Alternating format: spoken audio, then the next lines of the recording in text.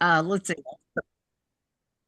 So I'm Kathy Gleason with Turnagain Community Council, and this is our May 7th, 2026 meeting. I would like to introduce the board of Turnagain Community Council. Our vice president is Karen Pletnikoff, and our secretary is Chris Habich. I don't believe he's joined in, but I see a Chris, so I don't know if no, that's you, Steve. So sorry. And our treasurer is Sandy Rabinowitz, and our two at-large board members are John Isaac and Jonathan Galen. And thank you for all of your work alongside the president here and getting things done. So at this point, I'd like a motion to approve the agenda that was sent out yesterday, I believe. So I move to approve the agenda. Okay, thank you, John. Could I have a second? Second. Okay, thank you, Sandy. Are there any amendments to the agenda? I do have one, so I'll start out. Under announcements, we do need to add Kiwanis Fish Creek Kiwanis Fish Creek Trail Mural Project, Allie Merrill. So hi Allie. So we'll add that under announcements, along with the list that I have. It's Fish Creek Park, not trail. Dealt with Fish Creek Trail connection for so long. So sorry about that, Allie. So yes, the Kiwanis Fish Creek Park, they're on Turnagain Boulevard. Does anybody else have any amendments to the agenda? And, I don't, Dan, is there any hand raised? Any that I'm not? I didn't see any. Okay, well, if not, just one item. Is there any objection to approving the agenda? No. Okay, if not, that is approved. So then we'll go on to approval of the draft TCC April 2nd, 2025 minutes. And I also need a motion to approve. I move to approve. Okay, thank you, John. Okay. Oh, I heard two people. Second. Yeah. Jonathan. Okay, Jonathan. Thank you, Jonathan. Okay, and thank you to Chris Habich, our secretary, who always put the draft together for us. Does anybody have any corrections or any comments with regard to the draft April 2nd, 2026 minutes? If not, that's approved as presented. So thank you. Thank you, Chris, and thank you, everybody. So no objection. Okay, so we will go on to announcements, and we have a few of them. So I'll just kind of start out kind of in chronological order. There is a Chamber of Commerce citywide cleanup that is underway that goes from May 2nd to May 31st. And I know they had a kickstart one last Saturday at Westchester Lagoon. So hopefully that will go to town. So normally we help out with that one. So you can pick up bags, I believe, at cars, grocery stores, and a few other places, and just register. And all the information is on the Chamber of Commerce website.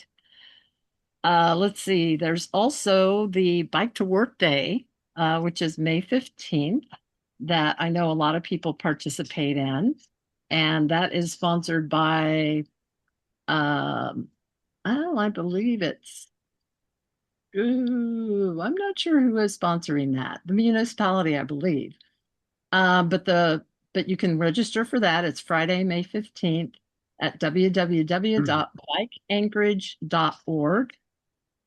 And hopefully that will be a nice day for everybody to get to work in that two wheels instead of four.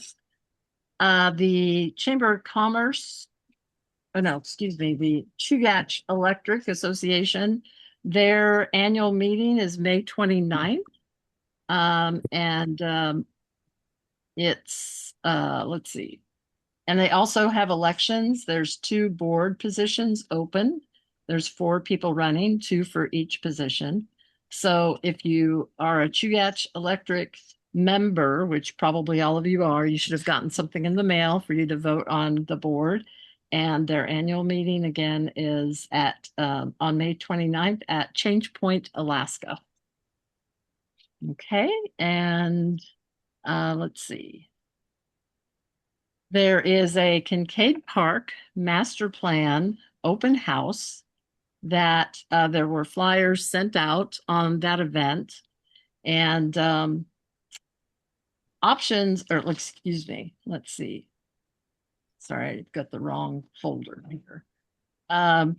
Anyway, I know I've got a folder. There were a lot of flyers sent out with the meeting notice as far as that event.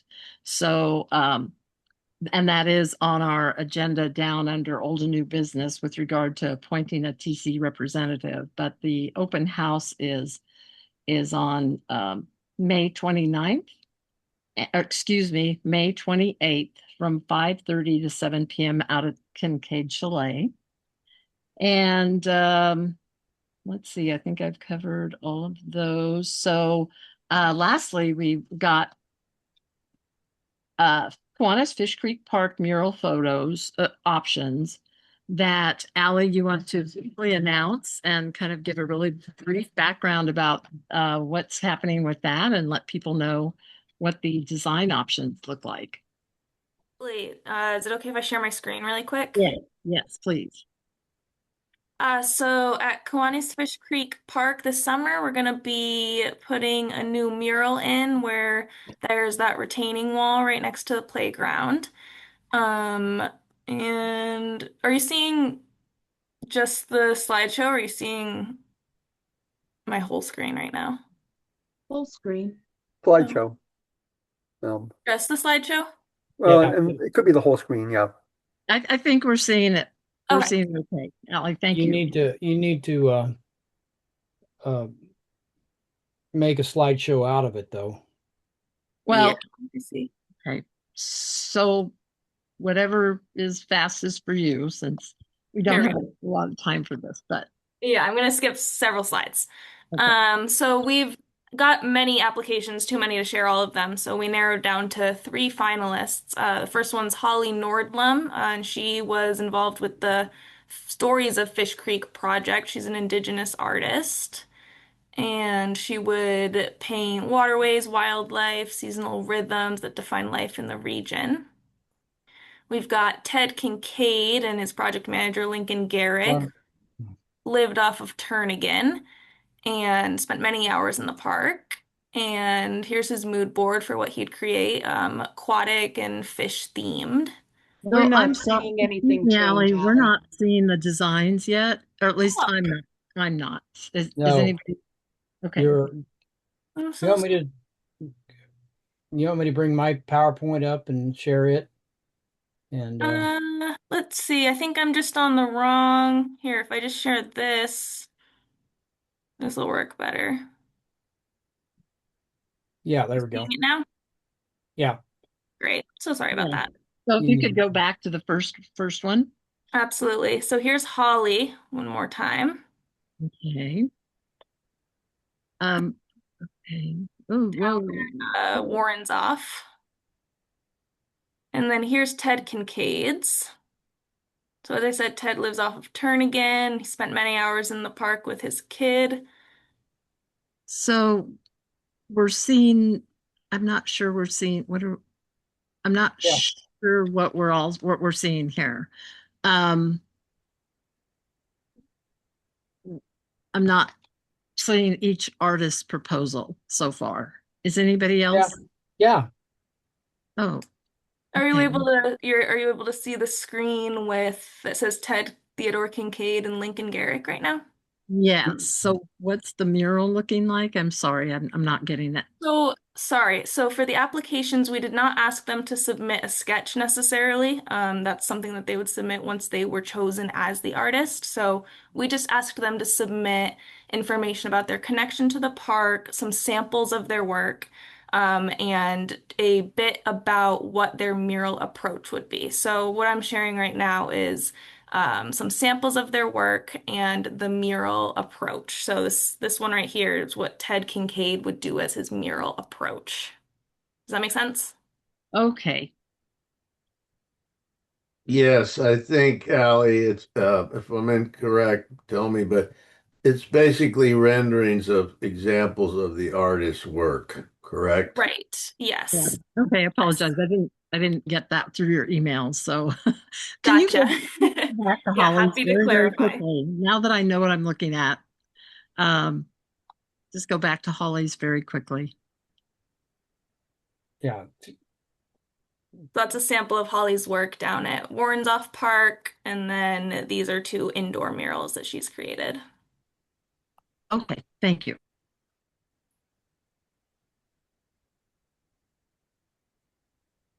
And then finally, we have Jen Joliffe. She's got lots of memories recreating with her friends and kids in Anchorage's parks. She's worked at the Anchorage Museum and also at APF and Parks and Rec Joint Program Youth Employment in Parks. So here's some samples of her work.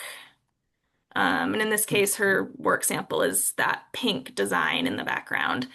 So she mentioned what incredible wildlife quarters these parks are, and said that she would either do something fern related or potentially an underground tunnel with shrews and red squirrels and other local critters. So those are three top contenders, Jen, Ted, and Holly. And I am looking for feedback from community council members. So if you want to drop your vote in the chat, that would be wonderful. If you want to think on it, I can put the slides to this. I know this was super quick, so I can put the slides in the chat for you to look over. And if you could just email me who your favorite artist is by May 15th, that will be the deadline for voting. I also went and spoke at Spenard Community Council last night. So thank you very much. Hey, thank you so much, Ally. So we don't have time to discuss these. There is a small working group that was formed, which I am a part of. So, Ally, is the working group then going to meet again when the artist starts working on the actual mural Yes, design? absolutely. Okay. Yes. Yeah. So I first, there was a pretty clear winner from Spenard Community Council. So I want to see if Turnagain Community Council is in agreement. And if not, then we can all meet as our working group. If we're already in agreement, then I think we just go with that. But yes, we would then meet with the artist as a working group and go from there. Okay, great. Okay, so thank you so much, Ally. I appreciate you sharing it. And since we've got the Much for your correct time. emails now, we're good to move forward. So thank you so much. Okay, that is all we have under announcements. So for 5 minutes, we've got a feature called New and Turn Again. So if there's anybody joining our meeting for the first time, you can just take a few seconds to introduce yourself if you'd like, and let us know if there's anything you want to share, and just by living in the neighborhood. So help me out if there's anybody that's raising their hand for the first time, since I can't see all of you. Okay, Marcy. This is actually my second meeting, but I just want to, for emphasis, reintroduce myself. Hi, everybody. If you weren't in the last meeting, then you wouldn't know, or you may have forgotten from the last month, but I have been here a year now, actually, from Phoenix, Arizona. Not much different, right? Um, Oh, Yeah, because my daughter, son-in-law, and three grandsons live here. In fact, they live in the Sand Lake area. I'm retired urban planner. I work with zoning attorneys for most of my career. I understand so much about planning and community engagement and design and working with a lot of different folks and professionals, and I really love living in the Turnagain area. And I want to contribute to my, my new home city. So, that's it. Just my second hello introduction. So thanks. And yeah, I look forward to contributing in whatever ways I can.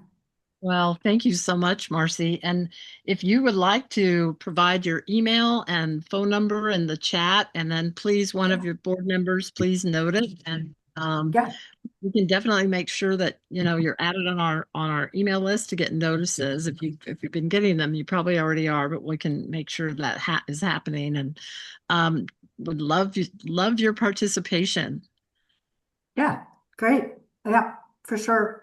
Yeah, Okay. and if is there, in the last meeting, we talked about kind of a subcommittee on this on the trail signage stuff, and I volunteered for that. So if we haven't met yet, please keep me posted. I'm happy to participate. Are we talking about the Fish Creek Trail Connection Yeah, project? Is that what you're yeah. talking about? Okay. And I just put my phone number and here's my email address. That is on our agenda under board report later on in the evening as well. Yeah, I read that on the agenda. Yeah, thanks. Thank you. And Kathy, if Okay. I might duck in super quick, with Marcy's permission, I would suggest we add her to the land use committee notification, and then if that's something you want to engage in, your skill set, I think lines up really nicely. Yeah, And if you find that of interest, you might be able to be a good help. absolutely. I actually looked at other ways to engage in this, my new hometown, city of Anchorage. I do not want to serve on the planning commission. Please, no, thank you. I know that's a job. I'm not looking for a job, but I am looking for a way to engage my skill set, as you said. And um, just a really quick FYI, I am so impressed with the city of Anchorage having how many community councils are there? 30 something? How many? 34 or 5, something like that. There's been a few Okay, changes over the last few years, so I'm not positive, but 30 plus for sure. Yeah. that is 35, so actually. amazing because I have to tell you, as the fifth largest city in the country, Phoenix has something similar to this called village planning committees, which are kind of, smaller neighborhood based. There are 15. So the representation is so much better here, just considering the population and the impact of these community council voices relative to the city I just came from. So I congratulate the city on empowering um, the residents and neighbors Yeah. to Yeah. have an impact on their community. Yeah. So It's yeah, very cool. Yeah, well, Marcy, thank you so much. And I think you would be a good fit for getting involved with our community council. And we appreciate it. So Yeah. I see a message from Matt Clayman that he would like to hop on next. So if there are no objections to letting him go ahead and present his legislative report, um, I move anybody have we a change problem the with order of the day. amending the, well, we don't typically do it normally. We just see if anybody has a problem with it. Otherwise, it's at the discretion of the president to go ahead and juggle the agenda a bit. So, unless anybody has any objections, Matt, go ahead and give your legislative report and welcome. Thank you for attending. Well, thanks. It's great to be here this evening, and it's a sunny day in June. I hope it's a sunny day in Anchorage too. I'd say the three big items going on earlier this week. We had passed an election reform bill that had some real meaningful updates. The governor vetoed it last week. We met in joint session to try to override. We failed to override we were 2 votes shy of the override. So that was a big event in Juneau. The budget is moving forward. The capital budget is close to being finished in the House. The Senate finished its work on the operating budget today, and I expect we'll have a conference committee appointed to work out the final details on the budget early next week. I think all on schedule to finish by the 20th of May.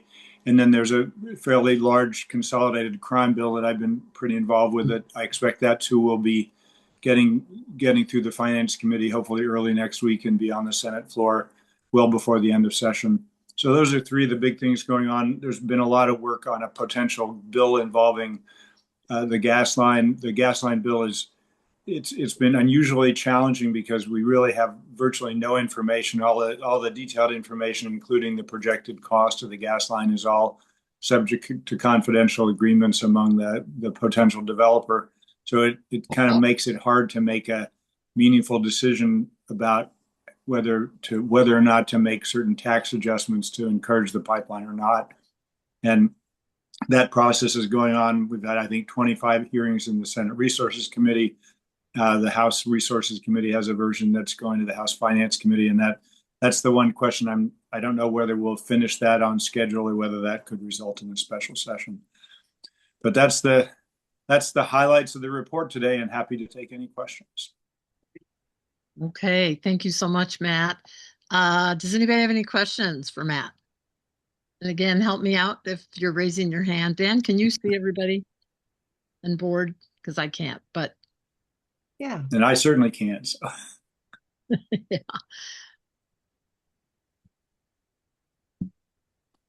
Yeah, we don't see any questions here this time. Okay. All right. Thanks so much, Matt. Sure. I know there's been a lot of things juggled, and if there's a special session with regard to a gas pipeline bill, I mean, is that something that can easily get resolved even in a special session? It seems like, based just on media reports, there's just a lot of questions and concerns and support. So I don't know how it all fits into a good bill. Those are the very questions we've been asking, and I wish I had a really simple answer, but I've somewhat seriously and somewhat jokingly said I can find out more about buying a new lawnmower than I can find out about the details of the project. Wow. Kathy, I have a question. Yeah, go ahead. Jonathan here. Hi, Matt. Hey, Jonathan. I guess it's more of a comment. Why would anyone in the legislature move along or progress, as it were, any type of legislation or funding for one of the giant projects of all time, probably equaling, if not going past the size and the breadth and the width of the cost of the Trans-Alaska Pipeline nearly 50 years ago, without any transparency? It just remains to be seen why there would be any approval whatsoever without virtually no transparency. Thank Well, you. I think that's part of the challenge. There's a lot of pressure from some folks in the Capitol to move something along. The governor's pushing hard on that, and the challenge is there really isn't the kind of information I think the public would like us to have. Well, I totally agree with you, and I appreciate the comment. And it's obtuse. Thanks, Matt. Okay. Thank you. Jonathan. Anybody else? Now Sandy's got his hand up. Sandy, go ahead. Yeah, well, it's really the same comment, and so Matt, thank you for standing up for public information. Fairly recently, I asked financial people at Baird Investment. I said, given what you can read in the newspaper today, would you invest in the pipeline? And they said, what are the terms? They just exactly what you said. And they said, yeah, when we knew all that information, we'd consider investing. Without knowing those things, we would not. And so to me, it's I would rather let it all go by than honestly trust that the government's going to do everything correctly. Part of the government functioning is public scrutiny, in my opinion. So Right. Here, here. keep up the good work. Thank you. And yeah, so Well, I'll thank leave you. it I at that. appreciate that. And Yeah. maybe the last one, but I just want to note that I also hope that we don't run out of natural gas any winter soon, because it was an awfully cold one this year. And I wonder how actually close to the empty tank sound in our reservoirs we were or not. And so I ask that we keep that in mind too. Yeah, thanks guys. Yep. for all your work. On that specific issue, I had a meeting yesterday with Hillcorp, and it was specifically talking about cooking the natural gas issues, and there's certainly a lot of concern, and there's an awareness that the cook like Prudhoe Bay, the cooking the natural gas reserves they're past their peak, and it's a question of how the speed with which they decline, and there's an awareness of that of the decline, but also awareness of how much gas is available. So I think there's work being done to try to figure out options, including continuing to drill. One of the interesting details that I didn't know, we often hear about the so-called jackup rigs that are used to drill in the ocean. And I learned yesterday for the first time that the majority of the drilling that Hillcorp does is actually on land.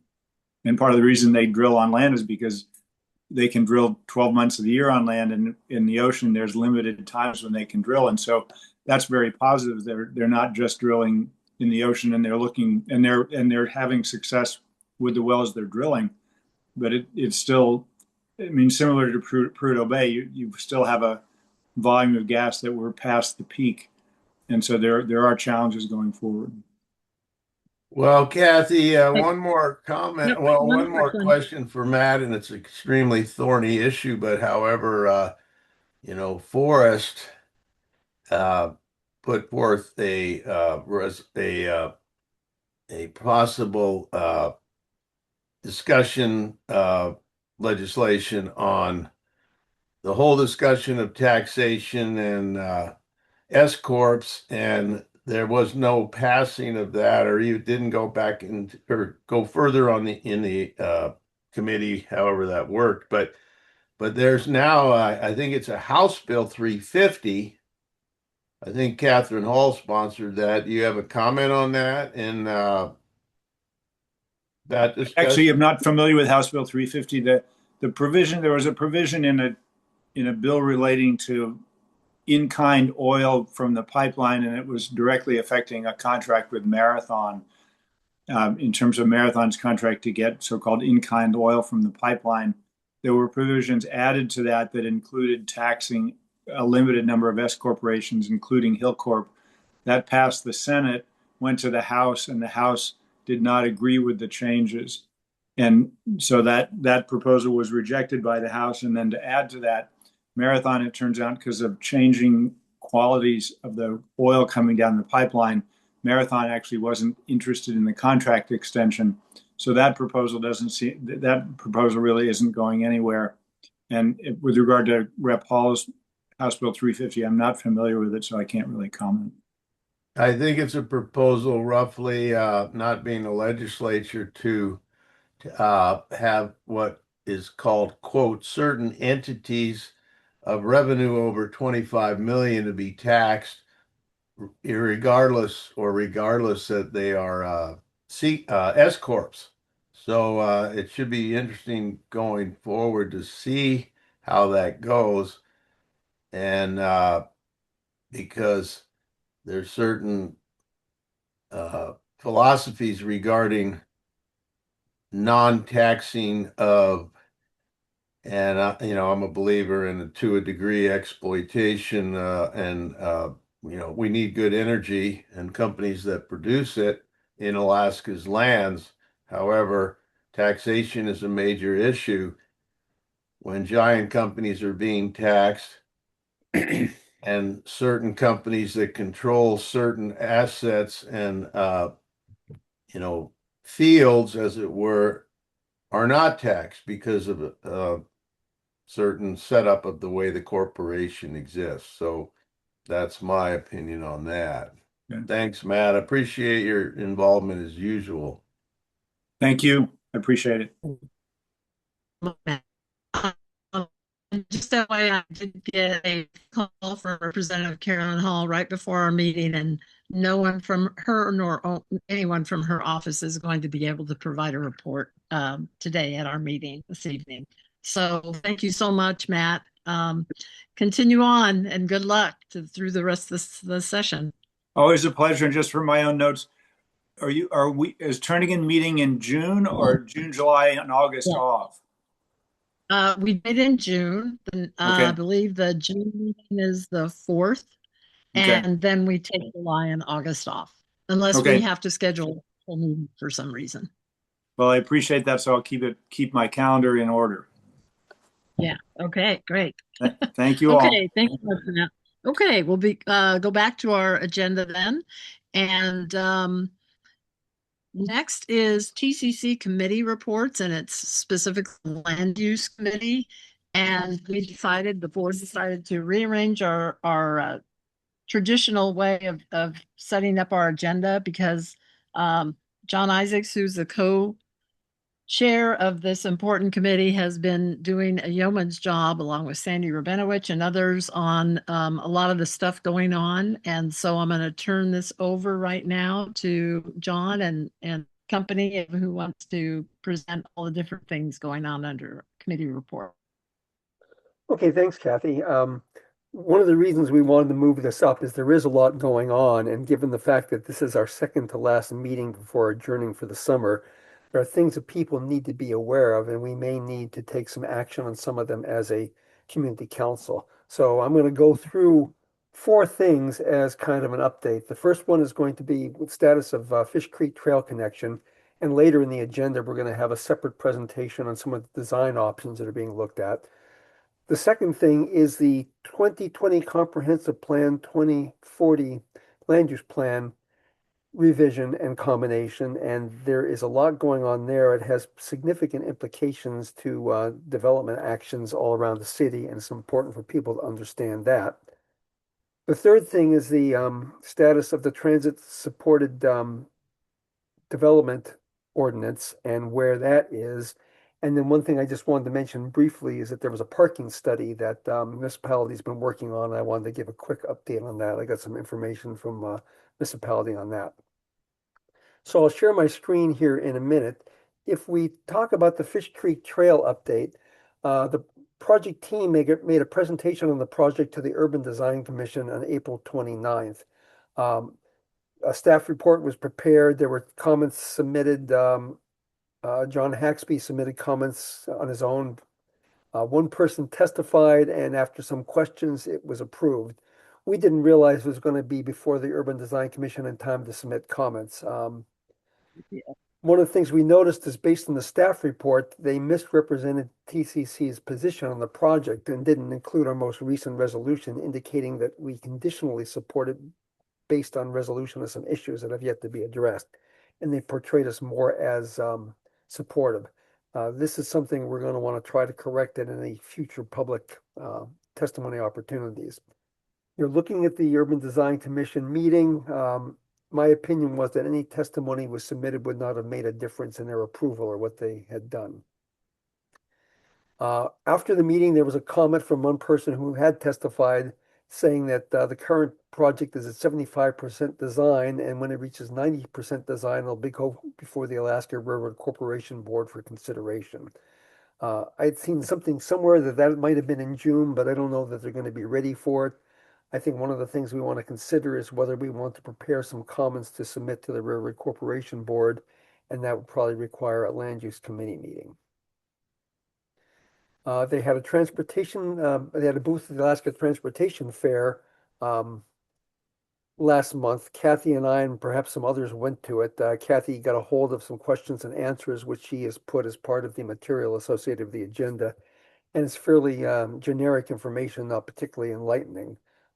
We both had the opportunity to discuss some of the design elements. One of the things I was most concerned about, I think Kathy shares that, is where the trail intersects with a coastal trail and out to the Fish Creek Bridge.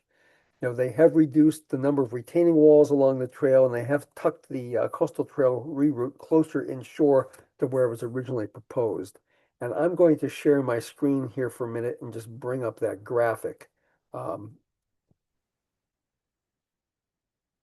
let's see if I can get that. So can everybody see that? Not yet. Not I yet. can't. And everybody else? Maybe it's my Yes, computer. it's there now. Okay. Yeah. So as you look at this, you have the railroad tracks in the lower right-hand corner. This is where the coastal trail comes out. This is where the Fish Creek Trail is going to come down, involving a fairly large embankment and some retaining walls, and connect into the coastal trail. The original existing coastal trail alignment kind of comes along here. And one of the reasons they wanted to do this, and this was a relatively late development that didn't get a lot of public notice, is they want to take care of what they considered to be some of the safety, sight distance, and condition issues in the coastal trail. When they originally proposed it, they had this thing swinging way out into the mudflats in their environmental document. They tucked it back in further when they showed it at the open house last year, and now they're proposing something that's much closer. It will still go out into the mudflats. This is a fairly large rock retaining wall that is going to be built to protect it. It'll be kind of up on a prism. It'll drop off on the back side. They will rip out the old trail, and there'll probably be some vegetation through here. I had a brief discussion on what they plan, but I have to admit I'm still a little bit fuzzy on the exact details. We were concerned about some of the aesthetic and fish and wildlife and other impacts of pushing this thing out. It seems to be better than it was, but that's kind of an update there. Kathy, I don't know if you want to add anything about this particular piece or based on your conversations with the project team at the transportation fair. Didn't go into a lot of detail. I mean, I did ask, is it going to be that kind of rock with that's in a wire cage, kind of like chicken wire cage, which I find very offensively raw and not aesthetic, and doesn't really blend together with the beauty of this area. But they said, yes, that's what it'll look like. So time will tell what the final version looks like. But I think um, based on every other portion of the trail and how well it was situated and designed and all the beautiful vegetation, the trees, this is going to be kind of, sticking out into a completely different design realm. And like I said, I guess time will tell if people go, hey, whatever, or if there are some concerns about how visually it sticks out from the rest of the trail. So that was kind of the most specific thing I chatted with them about with regard to that section of the trail. Are there any quick questions about what we presented so far and sort of this piece of the trail? I think our opportunities to submit comments and make changes are really very, very limited, but we will still keep our eye open for opportunities. So I'm going to stop sharing so I can see if there are any hands and then move on to sort of other aspects of this.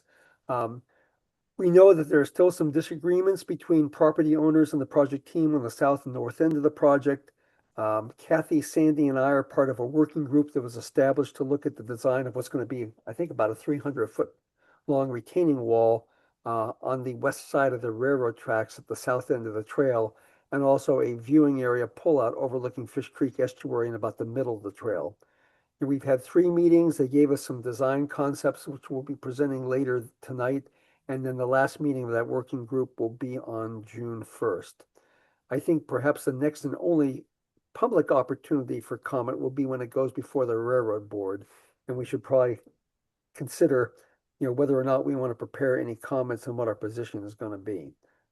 So that's kind of an update on the Fish Creek Trail. I don't know if there are any questions on that. And I see Jean Belaski has her hand up. John, can you put that and can you point to where McCary's property is? I don't know if it's on that particular graphic. I can perhaps pull up another one while we're talking. I'm going to look here real quick and see if I can that McCary's is not, well, no, actually, this one does potentially have McCary's property. So let me go back and it doesn't necessarily deal with the driveway issue, but let me go back and see if I can share my screen and just pull it up one more time. Yeah, I'm just trying to get a reference. Okay. So assuming people can see it again, this is the railroad track. McCary's property is along here, and the fence that separates his property from the coastal trail probably goes along this area here. There's also an issue with where his driveway crosses the extension of Forest Park Drive and sort of property ownership issues, and that's still something that is unresolved, and that would happen in kind of this area. Does that answer your question, Jean? Yeah, I was just drawing. I couldn't see, I couldn't tell where it cut around their property. And you cleared that up. So thank you. Yeah.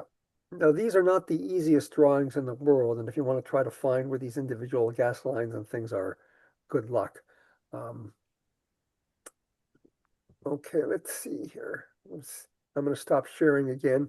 Any other questions So on? the next one is the comp plan Yeah, so let me go and jump into that. and land use plan consolidation.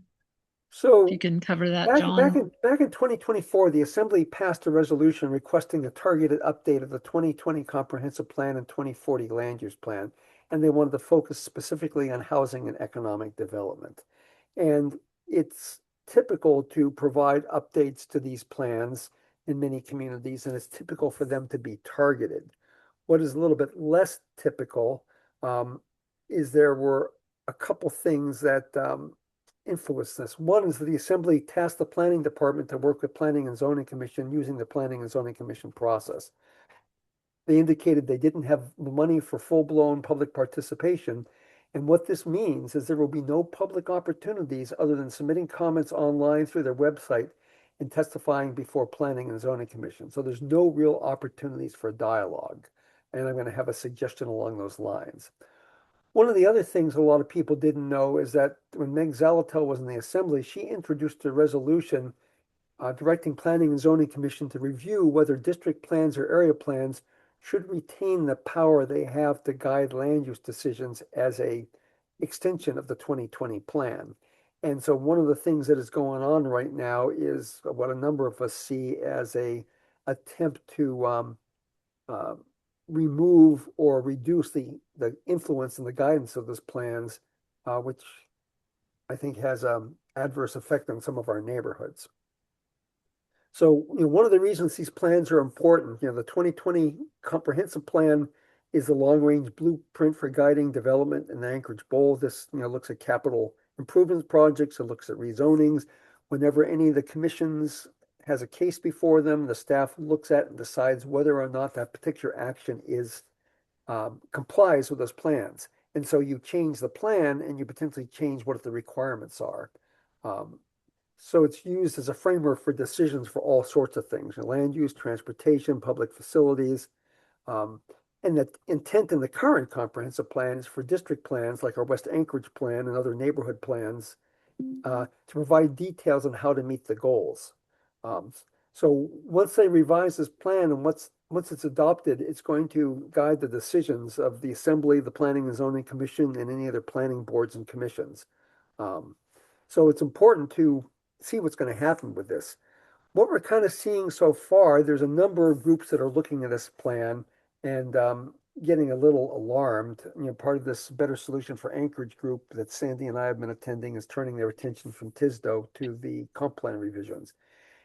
I think as we look at it, what we're seeing is eliminating reference to being compliant with approved district and neighborhood plans, eliminating being compatible with existing neighborhood character, and substituting very general language about complying with federal, state, and local laws. And that allows a lot more leeway in the Assembly approving what sort of development, rezonings, and things like that occur. Sandy, I don't know if there's anything you want to add to that. Well, I think John's done a really good job in, explaining this. And the thing that really comes home to me is what I think of as losing public opportunity to both understand and then comment on these kinds of changes.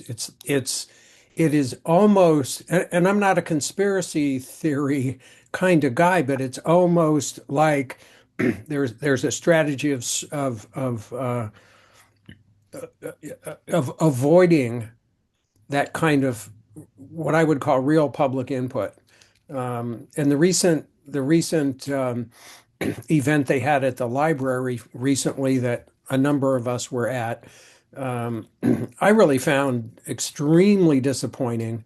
When I asked the one planner that was there, the Muni planner that was there, um, how could I understand this? And I said, I've read the 2020 plan, I've read the 2040 plan, I'm familiar with them. Um, how do I understand this? And he told me I needed 5 computer screens all open at the same time. I found that a very disappointing answer. And so that's my take home is the public notice part of it. First, the public needs to understand, and then second, comment. You may win or lose after your comment, whatever your opinion is, but you can't make meaningful comments if you don't understand. So I'll just leave it at that. Well, I have a comment on that, Kathy, and Sandy's comment and a question for John. Okay, go ahead, And, Jonathan. let's be clear what's critical here. The residents of Anchorage in every neighborhood should have the opportunity to understand clearly what is being proposed and specifically how it is being proposed by public bodies, i.e., whether you call it a city council or assembly, wherever you are in the country. And so we do have a member here that can comment on this. Anna can comment on it, but it just needs to be clear that community members, residents of Anchorage, should have clear, precise information, and they should be accorded transparency of anything that is happening in their neighborhood with regard to zoning, taxation, anything. And anything less than that is not acceptable. That's my comment on this. Okay, thank you, Jonathan. John John Haxby. Haxby, sorry, John, did you want to respond or John So John Haxby? Haxby has his hand up, and then Yeah, maybe I go can sort ahead. of go into some of the next steps. Yep, go ahead, John. Yeah, I've got a comment on that. This has been going on a long time, and while we as community councils would like to think that we have a say in this stuff, we obviously don't. We've seen that in Fish Creek. You see that with the Fish Creek Connection Project. You also see it when you go to the assembly to testify. You get 3 minutes, they wave their hand, they say, yeah, okay, public comment, and then they vote the way that they're going to. Nobody's held accountable. Nobody gets called on the carpet. No, it is obfuscation of the facts. And by the time we get it, by the time we see it, the decisions have already been made. So it's John, unfortunate. the way that works, unfortunately, and it's kind of obtuse, is people are voted on. The people that are running for public office, whatever form, or state office, they, the elector it votes on that, and at the lowest level, whatever. And so that's really the only way that your true voice is heard. But transparency, I agree with you overall, is critical. It's not there. Yeah. So, Well, you have to demand it as, and we'll move along, Kathy. Go Yeah. ahead. so I mean, Well, we're running a little behind, so I'll sort of wrap up in this. We have a challenge that we have to recognize that we have issues with affordable housing and development, and how can we facilitate that without creating avoidable and undue harm to other neighborhoods? And, I think we need to look at the plan with that in mind. It we should probably have a land use committee meeting to go over and look at pieces of this, what we want our comments to be. We want to probably submit them to the municipality over the website, perhaps this summer. From what I heard from Daniel McKenna Foster, this probably might be introduced to planning and zoning this summer, but it will not be heard or anything will happen to it until the fall. But I think this is something we just want to have a land use committee meeting on to see what we can come up with some constructive suggestions. So I'm going to move on to sort of the next thing, which is the transit supported development. And one thing we also might be able to do is we might be able to ask Daniel McKenna Foster for a presentation on what they're doing, because he did mention in the meeting that they might be giving presentations to community councils on the revision. And if that's the case, we want to ask for one. Transit supported development, TISDO is still on pause. The mayor is working on a scope of work with a contractor for public meetings and housing solutions, not specifically tied to TISDO. I get the feeling that, the administration seems to be distancing itself from TISDO to some degree. From what I understand, Assembly Person Aaron Baldwin Day is still planning on moving ahead with a new version based on version 6. Looking at potentially waiting to introduce something new in the fall, from what I understand. I would observe that some of the proposed changes in the 2020-2040 plan will allow them to do similar things without TISDO. There's a couple things in play. Sandy had come up with a suggested resolution asking the assembly to reconsider Hey, or John, yep. I'm sorry, just a point of information for those that are uninitiated. I'm not sure everyone really knows what TISDO is. Could you give us a succinct So very quickly, the concept overview of that for the people that are Yep. unfamiliar with this? I mean, the concept of transit supported development was in both the comprehensive plan and the 2040 plan. And the idea there was to allow increased housing density in mixed use development along transit corridors in order to help support both the transit system and make denser development more practical. And so it's in both those plans. It was introduced last year, midsummer. There's been 6 versions of it that have gone through, and it affects things like what are some of the lot dimensions, setbacks, lot coverage, height limits. It affects what sorts of densities might be allowed in different neighborhoods for housing. So there's quite a bit in it. And there is a project website that the planning department has on transit supported development if people want more about it. But it also is related to an overlay ordinance, which the assembly passed something, I think it was last year or the year before, where any municipally initiated ordinances, zoning changes such as overlay ordinances, no longer require notification of individual property owners. And that is a concern to many with TISDO based on the scale of it. And one of the things Sandy is pursuing is a resolution to ask the assembly to reconsider and perhaps withdraw that that ordinance. And Right. So would you say it's a true statement that at this stage, a single family lot, R1 as it were, an individual could buy a house next to your property in an R1 residential zoning and put up a fourplex or an eightplex? I mean, depending on where this goes, I mean, right now, based on the passage of the home initiative, in any place in the city, including R1, you can build detached duplex and a accessory dwelling unit, which is kind of Right. the equivalent of a Okay. triplex. Thank But you. depending on where this goes, you could build something bigger on a smaller lot with more coverage that could be a fourplex or higher in a single family neighborhood if it is under the zoning overlay. Details are still fluid. Okay, so we're getting down Yep. to, you talked something about, mentioned something about a parking study you wanted to Yep. just bring up Yep. briefly, And one John. thing I will also say, what was passed out in the agenda is a North Star Community Council Common Agreements Ordinance on housing. And a number of the community councils are saying, let's sit down, whether we're housing advocates or we're concerned about TISDO, and let's see what we can agree on and try to promote as reasonable housing options and try to increase housing density. And it's something we may want to consider adopting, potentially at our next meeting or first meeting in the fall. So that's out there for people to review.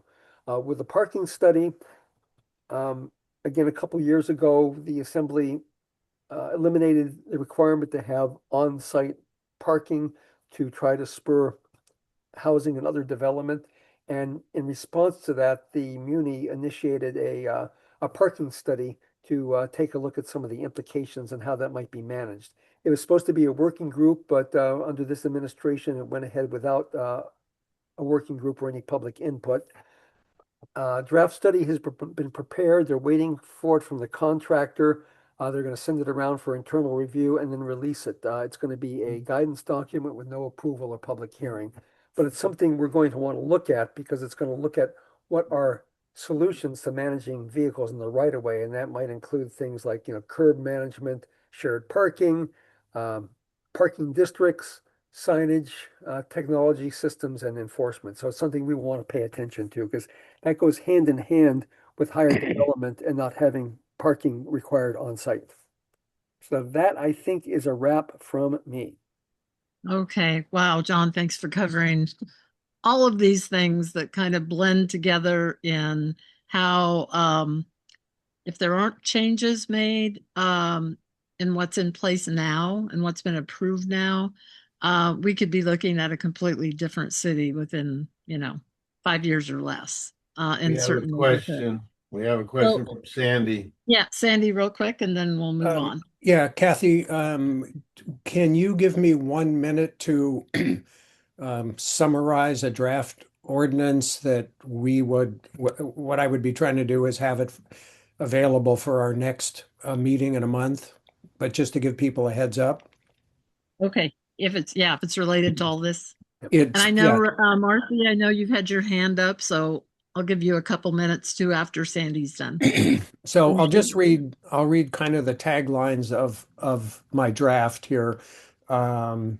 So on April 22nd, 2025, the Anchorage Assembly passed ordinance 25-40 parentheses S. This ordinance eliminated the requirement that the municipality of Anchorage propose zoning changes. That is, the Muni itself makes the proposed zoning change. That the Muni is then no longer required to provide public notice to affected property owners.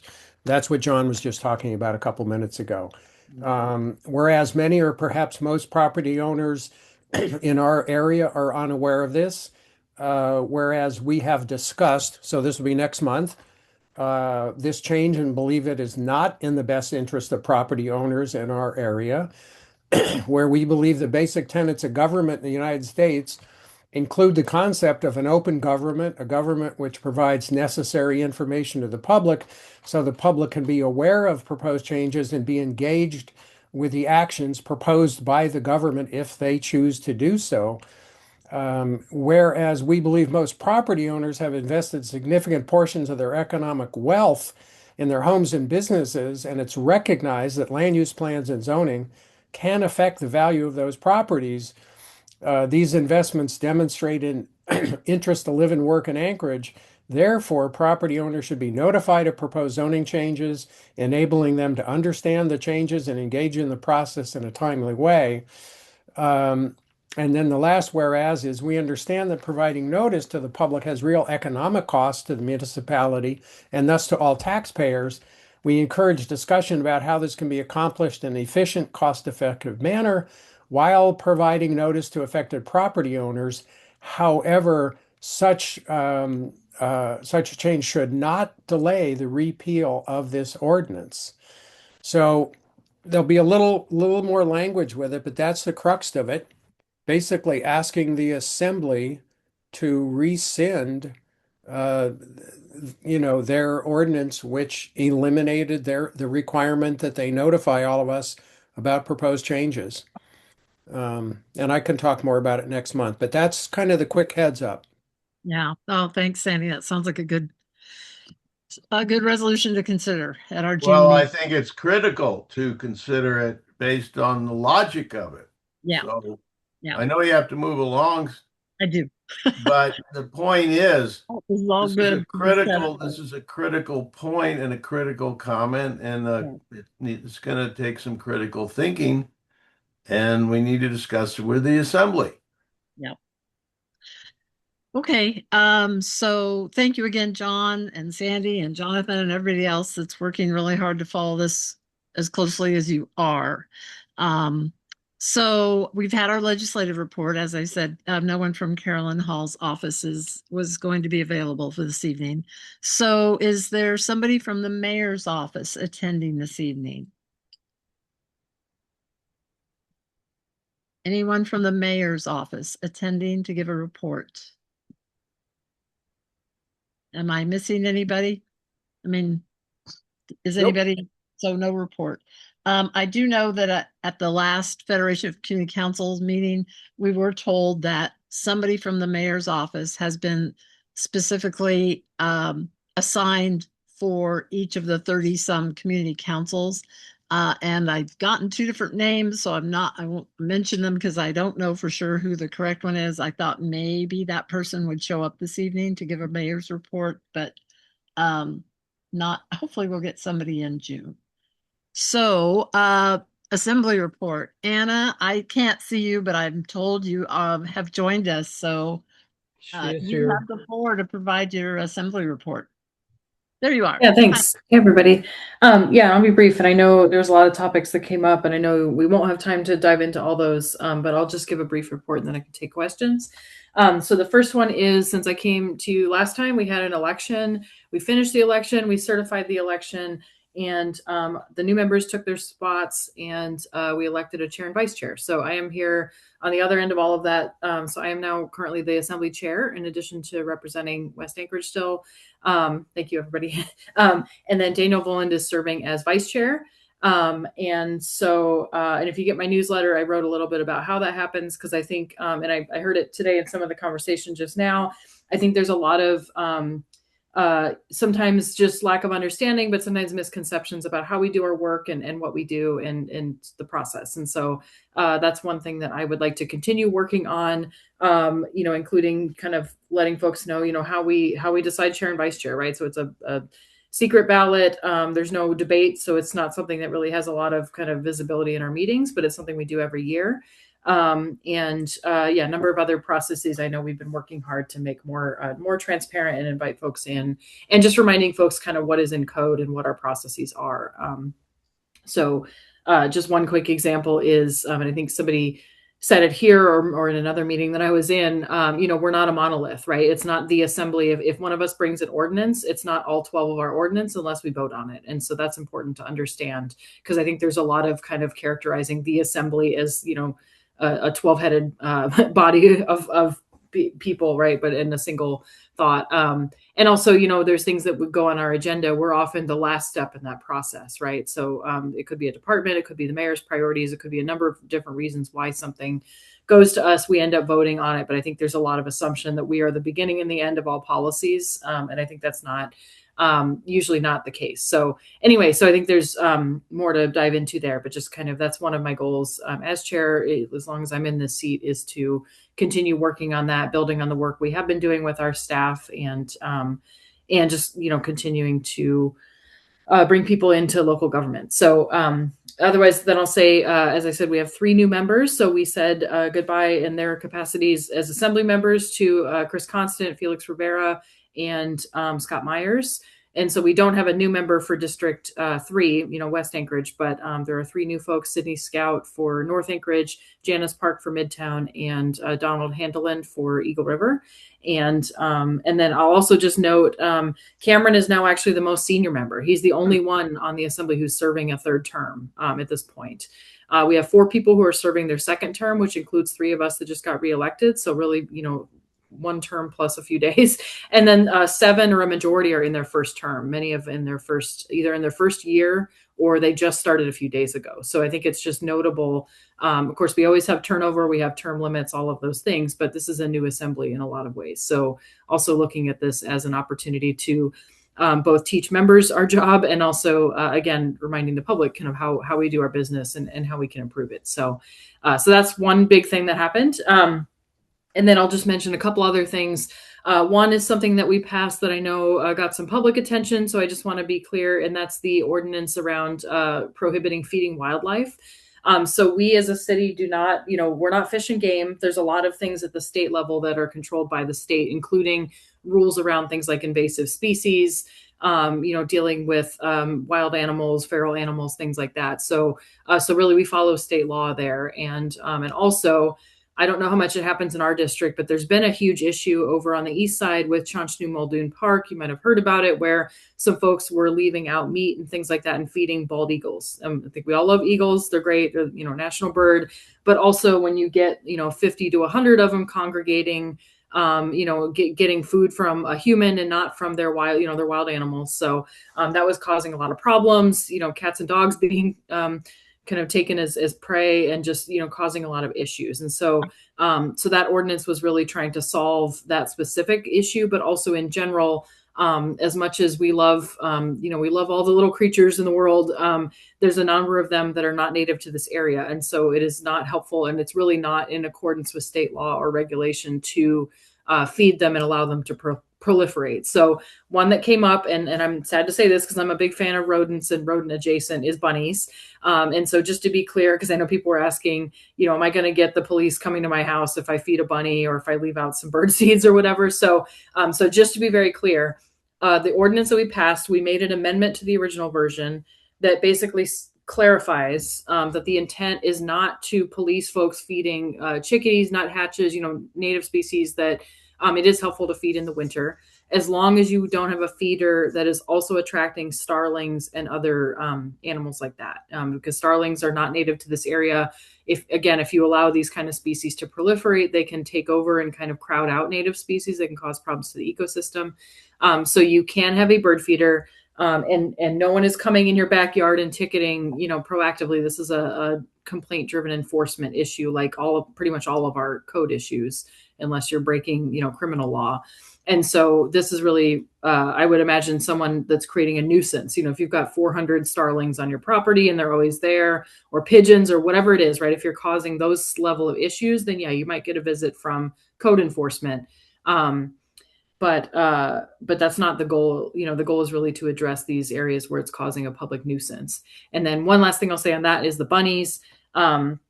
Or the rabbits. We know there was the story about Aquarian Elementary the other year, having a real kind of feral rabbit problem. I love bunnies as much as the next person. And I know that it's a harsh winter out there, right? And that's why people feed them. And it's a good impulse. But also they are also an invasive species. And so we just have to be careful that we're not, again, allowing these populations to proliferate. So this is really what we can do in our purview as the Muni, because like I said, we don't regulate game and wild animals. But that was why we did that. And just to be clear, we are not outlawing backyard bird feeding or stopping folks from feeding those native animals. So lastly, I'll just mention one thing that's coming up that might be of interest is the Public Safety Commission ordinance. So you might have seen in the paper, I'm one of the sponsors of that, as well as Cameron Presverdia and outgoing member Felix Rivera, one of his last ordinances. So we have done some work. We had a task force. There's a lot of background information on this, and we're proposing reinstating some form of this commission. It would be advisory, but really a way to have more kind of two-way interaction with law enforcement, other public safety agencies around public safety issues. So whether it's policing, could be wildfire, there's not really a home for those things other than an assembly committee, which is important. We deal with those things.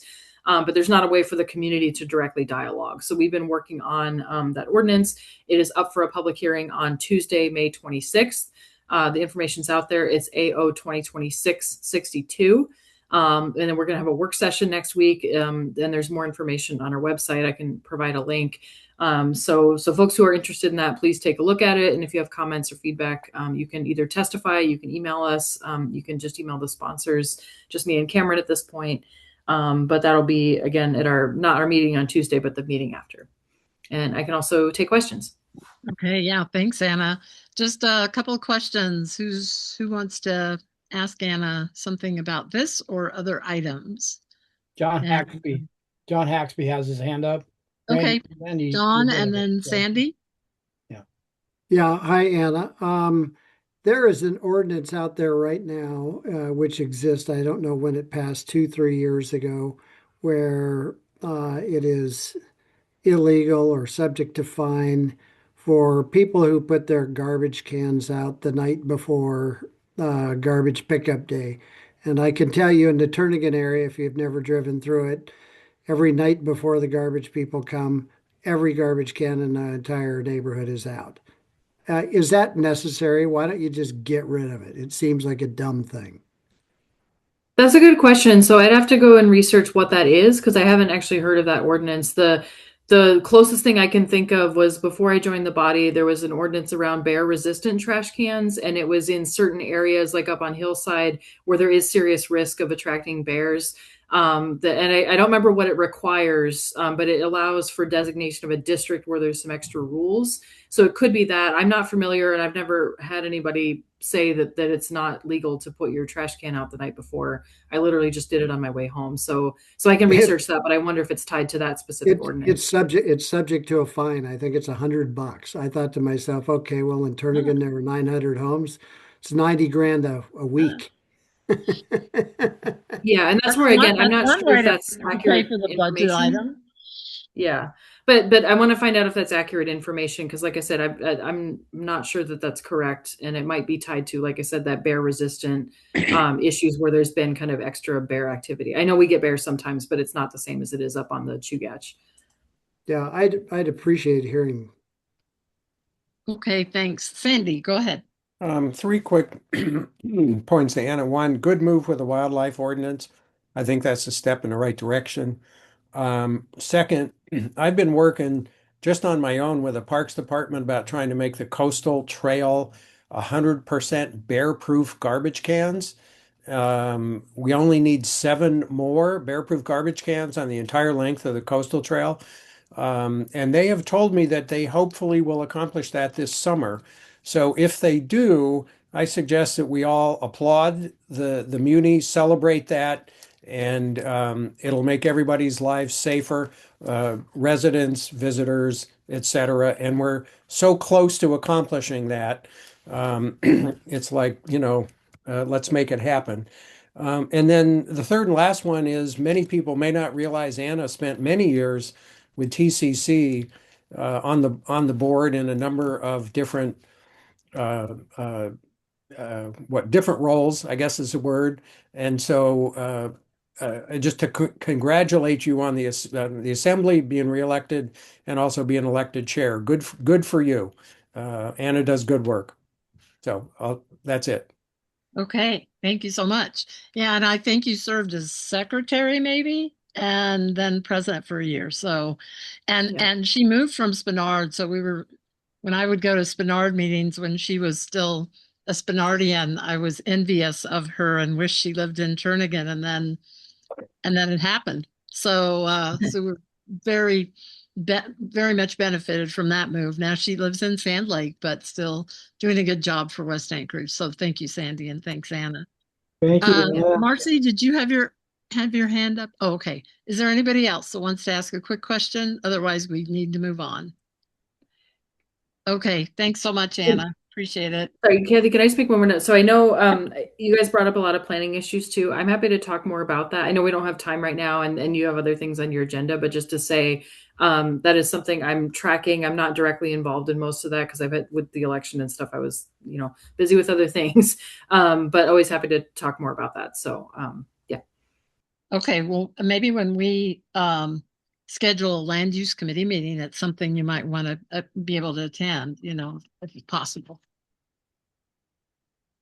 Okay, so school board report. Is Kelly Lessons here? I can't see everybody on the screen. Is Kelly here? board, do you see that she's I No. did not see her, and she okay? did not sign in. Okay. Kelly, if you're here one last time. No report. Okay. Okay, well, then we'll move on to airport report. And let's see who's presenting here tonight. Is it Lex or Hi, Kathy. It's Terry Terry? Linsa. Welcome.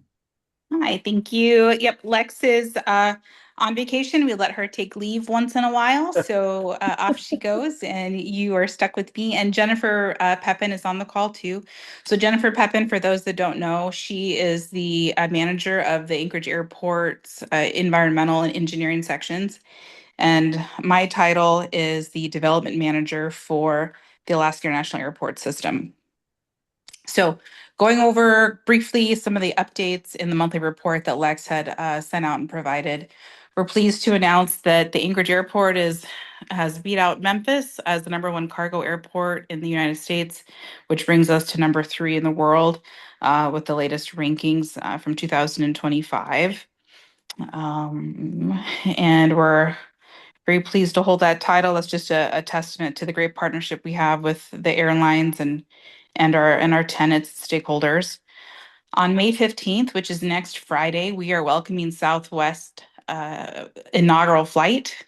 And just a reminder for folks, they're flying to Denver and Las Vegas this summer, and this is the first time since I've been working at the airport in 20 years that we've been welcoming a carrier of this magnitude and size. So we're excited to see them start their seasonal service, and hopefully we'll get to see a year-round service coming from them. They did sign a 10-year agreement with the airport, so that may or that is a good positive sign that they're planning to be here for a while. So let's hope that works out for them well.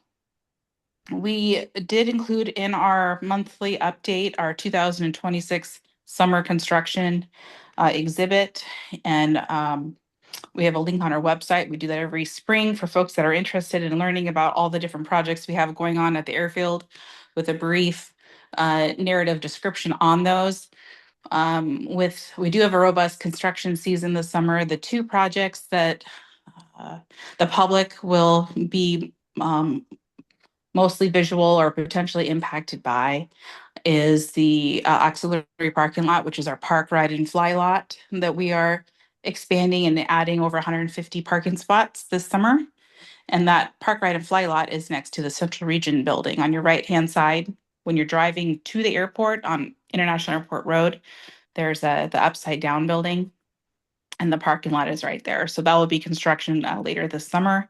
And then the second project that we'll be doing later this year is the Lakehood fence removal. And Jennifer is online, and she's going to speak a little bit more to that in detail after my presentation here. And let's see, lastly is we have our two things: upcoming Lakehood Users Group meeting. That's on May 14th. It is on Microsoft Teams only, not in person. And it's from 10 to 11, and the link is available in our monthly update. And if anybody needs us to drop that link into the chat, happy to do so as well. And then a quick update on our Part 150 noise study. So, earlier this winter, we held a study advisory committee meeting, and we're getting great involvement by the community councils. And thank you to Turnagain for being part of that on representing the community. And currently, we are anticipating the next meeting to be held about most likely midsummer. But we know that summer is a very valuable time for folks. So we're trying to make sure this project continues to have forward momentum, but scheduling at a time that we can get the most participation is critical for this. And so, right now over the summer, the team's going to evaluate potential mitigation techniques for noise mitigation, and they'll be presented at the next public meeting and committee meeting. And with that is all I have for our updates. Okay, well, thank you, Terry. Anybody have questions for Terry in the airport related? I have a question. you're gonna add 150 more parking spaces over by the Upside Down building. So what land is that moving into? I'm trying to picture it and I can't. Yeah, you bet. So it's just a green space in between the pathway trail that we have there that goes along International Airport Road and then the parking lot.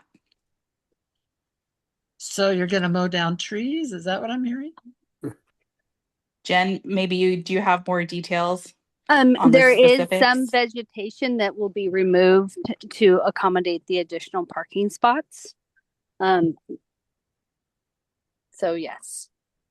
And so this lot is east of the DOT headquarter building or the Upside Down building. So there's no landscaping that could be put in to kind of help make that not quite so barren. Well, we struggle with the landscaping because it provides cover for people who are could be up to nefarious activities around the parking lot. We've had quite a bit of theft in those vehicles there, and so we're having to balance safety with the vegetation. Do you have any cameras on that area? We will be adding more cameras to that area. There is just a few right now, but we will be adding additional cameras. But the trees do provide cover for people that are not acting in everybody's best interest, right? So the people who are there to steal hide in the trees. So we have, again, we have to balance the safety of the traveling public who are coming to the airport and their vehicles with vegetation. Do you not have regularly patrolling security people in that area? We do, but there is still theft that happens in that parking lot quite often. Okay. Anybody else? Anybody have anything for airport?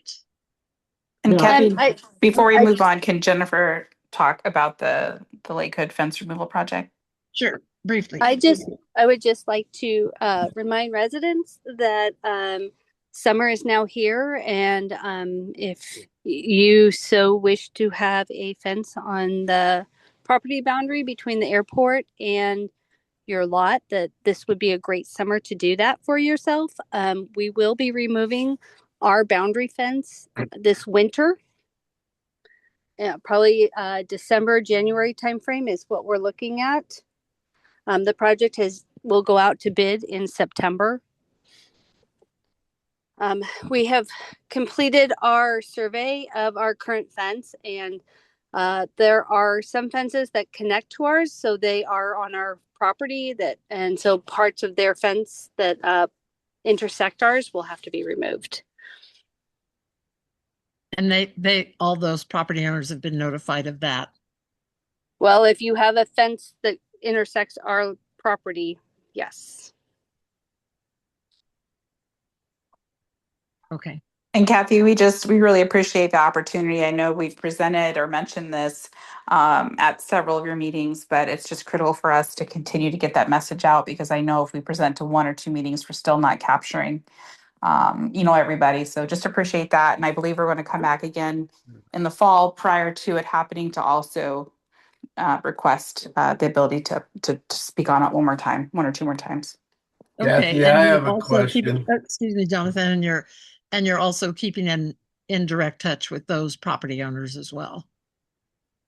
Yes, we've provided door tags, postcards to the owners. So if somebody happens to be renting and not the actual property owner, so we're trying to hit everybody who, if they're renting or actually living in their own property. So okay, all right, thanks.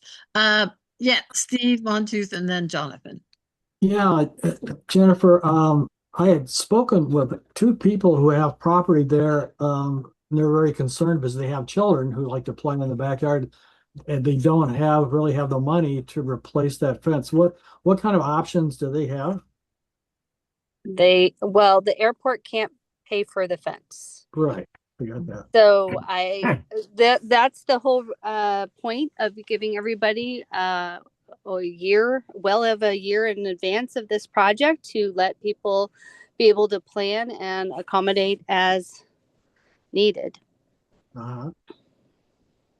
Okay. Yeah, Jonathan.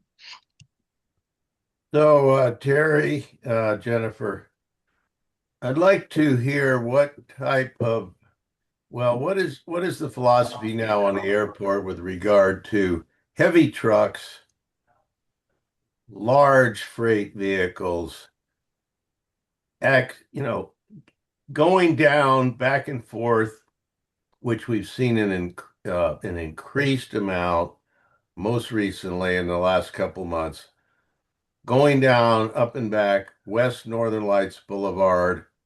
The previous management of the railroad or the airport, excuse me, was quite adamant about having commercial vehicles exit the airport through International Airport. We still have a 2-lane road going past elementary schools.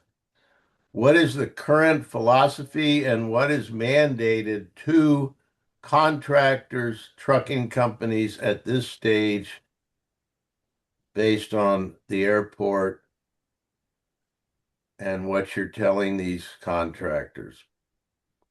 Yep, I could speak to that, Jennifer. So, Mr. Galen, I would say that the philosophy has not changed. I've served under several airport managers and have written that memo myself personally that we have the airport manager sign and send out to the tenants, requesting that everybody take that into consideration, that there is a school in a neighborhood and to please use alternative routes. But that, choosing to use Northern Lights Boulevard, that's something we can't enforce. The municipality sets those road restrictions. So if, we continue to encourage folks to reach out to your assembly or the municipality to try to get those requirements or changed, or to, enforce if if folks are, you know, having heavier vehicles and they should be on those roads. But what we can do is ask our tenants to be considerate of the uses around the airport, but we can't dictate specifically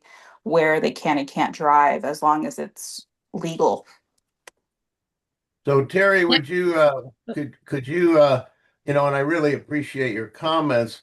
Would you consider sending out another message, emails to these operators, all heavy equipment, heavy freight operators, to reemphasize this on a periodic basis, and copy the Turnagain Community Council on your messages to these folks?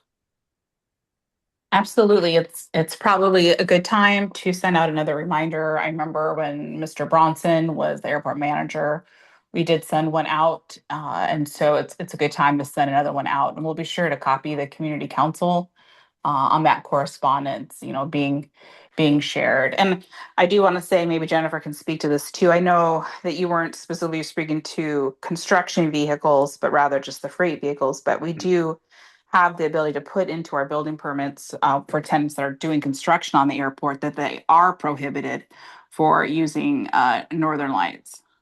Well, I appreciate that. We all appreciate that. I would remind the assembled that Craig Campbell also appreciated this and mentioned it. And Kathy, I don't remember the name of the gentleman before. It was hard to pronounce, but he was very emphatic about that. Jim So I'll Sesniak. leave it at that. Sesniak. Yeah, Yep. right. If I may, just as a point, the classification of West Northern Lights between Minnesota and Lakewood Drive is minor arterial. And that's why legally there's no weight limit as far as huge, the semis and everything else that we all see coming down through Turnagain. We have advocated for many, many years that between Wisconsin and Lakewood, it be reclassified as a neighborhood collector, and that would have weight limits that would then make it illegal for those heavier trucks to use West Northern Lights to go all the way to the airport. They would have to turn off on Wisconsin and hopefully wouldn't even bother with that and use International. So I don't know, Anna, if you're still with us. I see you are. I know there was some initial streets chosen for the classification document. I'm spacing the name of that document. But in the next round, this is something we'd really like for you to advocate for Turnagain, is to reclassify West Northern Lights between Wisconsin and Lake Hood Drive as a neighborhood collector. And we have documentation going back many years that we have passed resolutions and letters and still haven't gotten anywhere. Maybe that's something that can finally happen. Yeah, thanks. Sorry, this is Anna. And I'll just note the thing you're talking about is the official streets and highways plan. And that's where all those things are designated. Yeah, I know they moved a few of those up, like Spinard Road and a few others that were tied to specific projects. But yeah, I'm aware their plan is to look at the whole thing, and I think that's a valid discussion to have. Yeah, because it also affects things like speed limits and a number of other rules and how they're designed. So thanks. Terry, thank you. Terry, thank you very much for your involvement and your candor as usual. Much appreciated. Absolutely. Okay. You're welcome. Thank you. Yep. Thank you. Thank you, Jennifer and Terry. right. Okay, we will Thank move you. on to Hello. old and new business. Hello. I've got a Oh, question. sorry, And Dan. his hand up. I can't hear you. So thanks for speaking. My input is that we have another player here, and that's the post office. And I've seen semis, post office semis going down Northern Lights. So is there, I don't know who has the influence over the post office, but they're also a player. Same difference. Giant trucks. You're right. I will say, as an airport tenant, they also get the email from us, the notice. Oh, okay. Thank you. Okay, thank you both. Thanks, Sam. Okay, we need to move on to old and new business now, and hopefully we can kind of catch up on some timeline here. So the first item is Juan, I think I saw your name and those attending. I don't know if I'm here and James Starzik is here from DOT. Okay, well, thank you, both of you. I'll just give you the floor and go ahead and cover our first old and new business item. All right, let me see if I can share, Kathy. Nope, it's not letting me. This happened last night when I was at Spinard also. So I sent you the presentation ahead of time, so I'm hoping you can share screen and.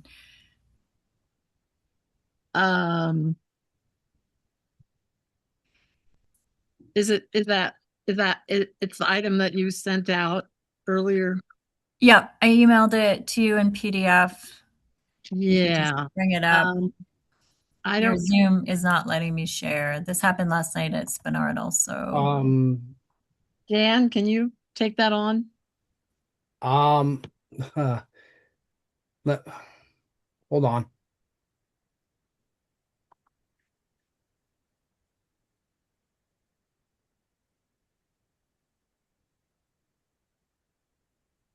You could also give me permission. That might be helpful. helpful. What was it? Did you put it on the agenda? No. No, I don't think that. No, I don't. The PowerPoint presentation was not sent out. It was emailed to you, Kathy. I think you confirmed that you received it. If you want to post email, I did. I printed out a hard copy. I'm looking at it right now, but I don't know that I. Did you forward it to me, Kathy? Dan, I honestly don't know. I could have just printed it out from my printer. I'm going to minimize myself for a sec and see what I can do. Okay. The other option is to give me permission. I think the way this Zoom is set up, it doesn't allow participants to just No, you can. Yeah, you can. Okay. It's not letting me. The share, if you could send it to dan.gleason@hotmail.com real quick. Oh, that would be good. then I could bring it up. Okay, let's give me a that minute. would be great. Dan.gleason@hotmail.com.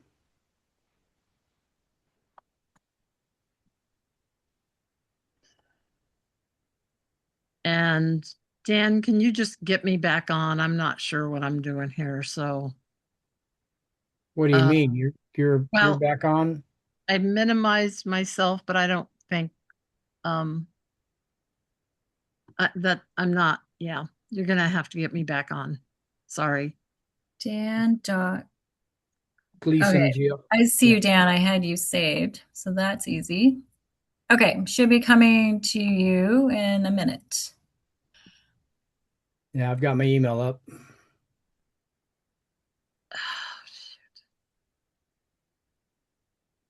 Yeah, I'm lost here. Can you hear me, Dan? Yeah, we can hear you just fine. I'm And not. I don't have we a can see you. visual. I don't have a visual. Can you get me back on visual, please? You're on visual. We can see you. I We can can't see. see a thing. So Huh. Hold on. Well, let me see if I get. Okay, there we go. I got it. Did it come through, Dan? It takes somebody my age to get there slower.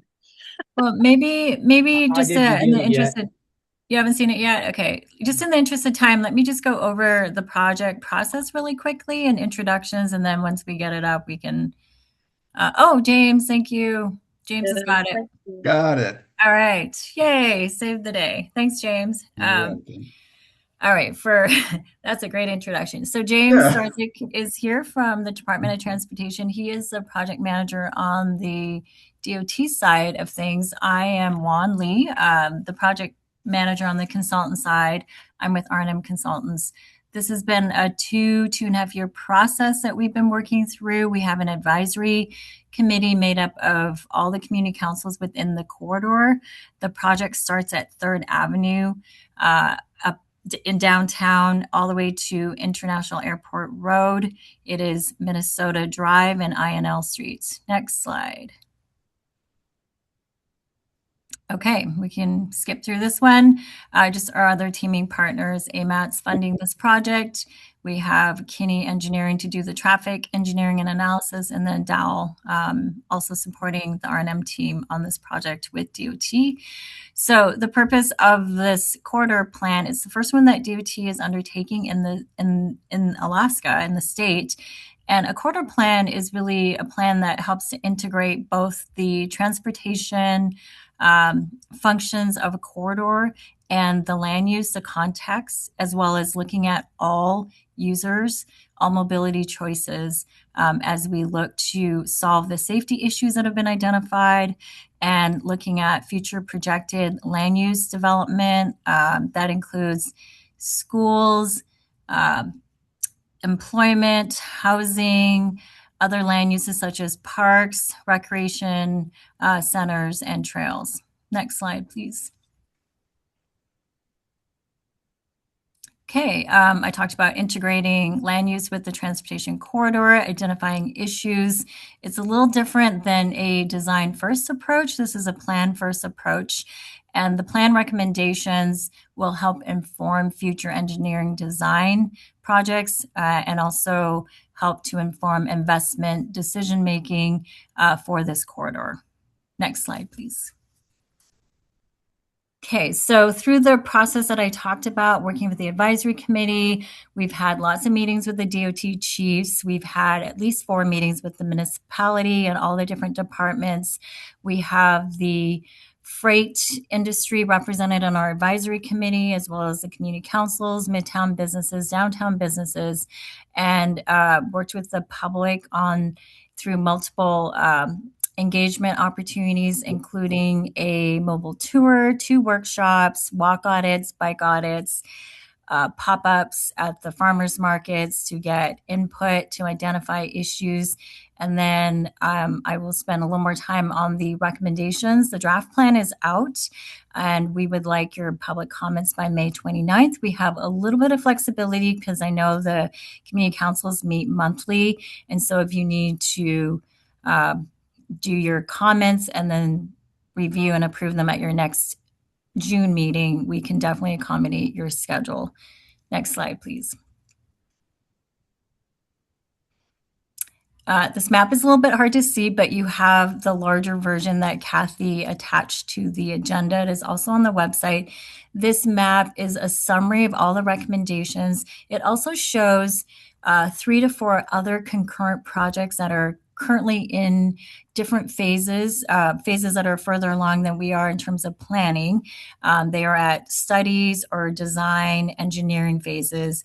One of those projects is the I and L Street Pavement Preservation Project, which is studying and designing a lane reallocation on I and L Street. And I'll get into the recommendations from this plan and how they are compatible with that project as well. So we're a little further ahead for implementation for this section of the plan. Quarter-wide, our recommendations are based on all the feedback and the issues identified that we heard is pedestrian and non-motorized safety.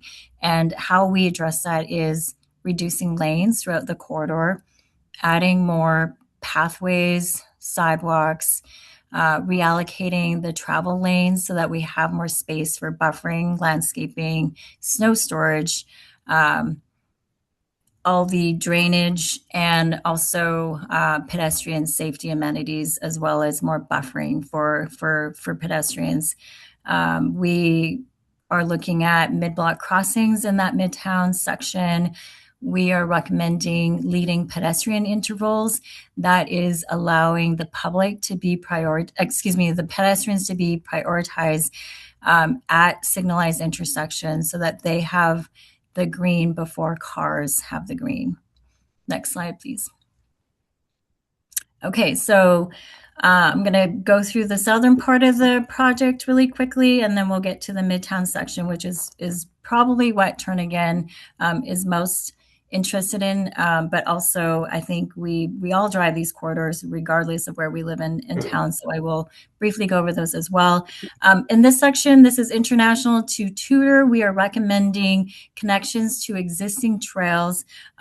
Cambridge Way, we are recommending a connection from International to Tudor. Right now, there isn't a good north-south connection for non-motorized users. This would be a shared pathway through the neighborhood to connect to 2 major roadways to help pedestrians, non-motorized users navigate the area north-south. We are not making any recommendations for this divided highway section between International and Tudor. This is the area of decompression. You are driving along a divided highway, and as you approach Tudor, there is a context change, and we are recommending some wayfinding and a gateway to help you recognize drivers that this is a change in the land use. It's a change in how the speeds are, what is happening adjacent to the corridor, and it's a visual as well as in a future project, a geometric or design change that will help you slow down and understand there is access approaching through this mixed use area. Next slide, please. This is a Tudor to Hillcrest Drive. This is a Midtown section here. I can't see it as well. We're making a lot of non-motorized safety recommendations here, including some mid-block crossings at Jefferson and 33rd. There's some existing projects, like I mentioned, at 32nd to improve the intersection for all users. We are recommending wayfinding and a gateway feature to help all the users of this corridor understand that there is adjacent land uses, and this is not just a thoroughfare where there's, a lot of speeding or higher speeds. We are recommending a pedestrian activated beacons for these mid-block crossings so that people have a way to get across without having to dart through traffic or if the signals are long, to wait for the lights to change. We are recommending lane reallocations here so that the corridors will be less wide for pedestrians to cross as well. We are recommending a fourth leg for pedestrians to cross at Benson and Northern Lights. There's a couple areas, including at Northern Lights, where we're recommending southbound, no turn on red. So we would like some comments on that if you have any. We've already heard from some residents that they may or may not support that because it does change their traffic flow. And then at 26, we are recommending an above grade crossing for pedestrians. Next slide. Do you want questions now, or do you just want to wait till you're done with the presentation? Yeah, you might want to wait. We've just got 2 more slides, a couple more recommendations. And I'm going through these pretty quickly because I know I only have a few minutes. And the plan's been out since April 14th, so we are happy to take any written comments as well, but I can take some comments after, just go over these recommendations really quickly. This is the Westchester Lagoon section, Hillcrest to 15th Avenue. Currently, there is 5 to 6 lanes in this section. We are recommending lane reallocation. We are recommending also a parallel pathway. Right now, there's a current pathway on the west side of Minnesota Drive to the lagoon. We're recommending a mirrored pathway also, so that you have more direct access from one side of the lagoon to the other side to downtown. We are recommending the Spenard Road on-ramp to I Street be reconfigured, or at least looked at, to see if there's ways to optimize that ramp, that on-ramp. We are recommending better wayfinding. We did a bike audit through this area to go downtown, and there was a lot of confusion around the Chester Creek Trail area. That is a great asset. It's just hard to find, and if you're not familiar with the area, I think you can get a little lost there. So we are recommending wayfinding there as well. And then 15th Avenue and L Street, we are recommending a more traditional intersection. Right now, there's a 3-legged situation where it's a little confusing, especially for non-motorized users. So a traditional 4-leg intersection might be more helpful to pedestrians and bicyclists crossing in the area, especially since Inlet View Elementary School is there. A lot of kids are walking to and from school in that area. Next slide. Okay, so I Street and L Street, very similar recommendations, lane reallocations. Our original alternative was to signalize all the intersections, but then we realized that that may not be the most efficient way to make this corridor safer. So we are recommending a couple pedestrian activated beacons. One's called the RFB. There's examples on the side there, the photos, where a pedestrian or a bicyclist, if you want to cross, you can push a button and it will, lights will flash, and it will help alert drivers that a pedestrian or a bicyclist would like, or someone in a wheelchair would like to roll or walk or bike across. The other one is a pedestrian hybrid beacon. So we're recommending that at several intersections here. Again, lane reallocation, so reducing a travel lane so we have wider pathways, sidewalks, buffering, pedestrian safety and comfort is something that we heard constantly through our process here. Next slide. And this is the last one. It's L Street, 15th Avenue to 3rd Avenue. So 3rd Avenue, again, is the start of the project on the north side. We are recommending, again, very similar safety countermeasures, including lane reallocation, the pedestrian activated beacons that alert cars that someone wants to cross. We are recommending better signage for the one-way streets. We are recommending pedestrian leading intervals in some areas, just because it allows the pedestrians to have first access before cars may enter the intersection. And then wayfinding for non-motorized users. There is a section as you are going south on L Street. Right now, the connection to the pathway that is adjacent to Minnesota, it can be a little confusing if you don't live in South Addition and you're not familiar with the area. So we're recommending some better wayfinding to have a more direct connection. And that is all. We will take some questions. Again, we can put the website into the chat. It's right there. We're in a 45-day draft plan public comment period. We released it on April 14th. The community council, if you'd like to take a little more time and submit your written comments to us, we are happy to accommodate that at the beginning of June. There's the project website right there for the full plan, including all the appendices, all the studies that we did to get to the recommendations, all the public involvement, all the summaries is all in there. Our goal is to finish the project by the end, or the plan by the end of June, and then it will go through a process with DOT for approvals. I see a couple hands. Yeah, okay. I see Karen, and then I can't see them yet. So Karen, why don't Yeah, you I go think ahead? John Haxby was first, and then I'll go. Okay, Thanks. John. Yeah, I have a question. It sounds to me, you had some fancy word for it, but I guess I'll just kind of cut to the chase. It looks like to me that you're going to change the south and the northbound plan. I'm not sure from where, from downtown south, from 3 lanes to 2 lanes. Is that what you're doing? You're taking away a lane? Correct. All the way on both proceeding downtown into town and going out of town.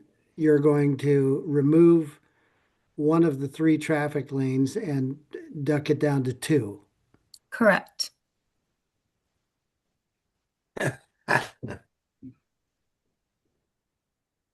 Go ahead, John. Is that all you have, John? I'm astounded, yes, but yeah, okay, I'm done. Okay, Karen. Yeah. Were there pedestrian fatalities on Minnesota from 3rd Avenue to Tudor? Is that why the entire area is being looked at? Yes. And yes. In your extensive outreach, it was commonly talked about as, would reducing lanes be acceptable to people? Was that part of the discussion? Yes. The community comments that we received, the safety analysis, the traffic volume modeling for the future. We did a build-out analysis to show population growth, decline, schools, employment. It all showed a reduction in demand for the corridor. We worked with the Alaska Trucking Association. They're actually on our advisory committee. And this is a freight route from the airport to the port of Alaska. However, the lane reduction is not a problem with the freight industry. They typically will turn onto Benson to take A and C to the port. Are you, go ahead, Karen, I'm sorry. Yeah, no, it just seems like the impacts to traffic by reducing traffic possibility by 50% it seems shocking that would be acceptable to trucking or anyone who regularly uses this.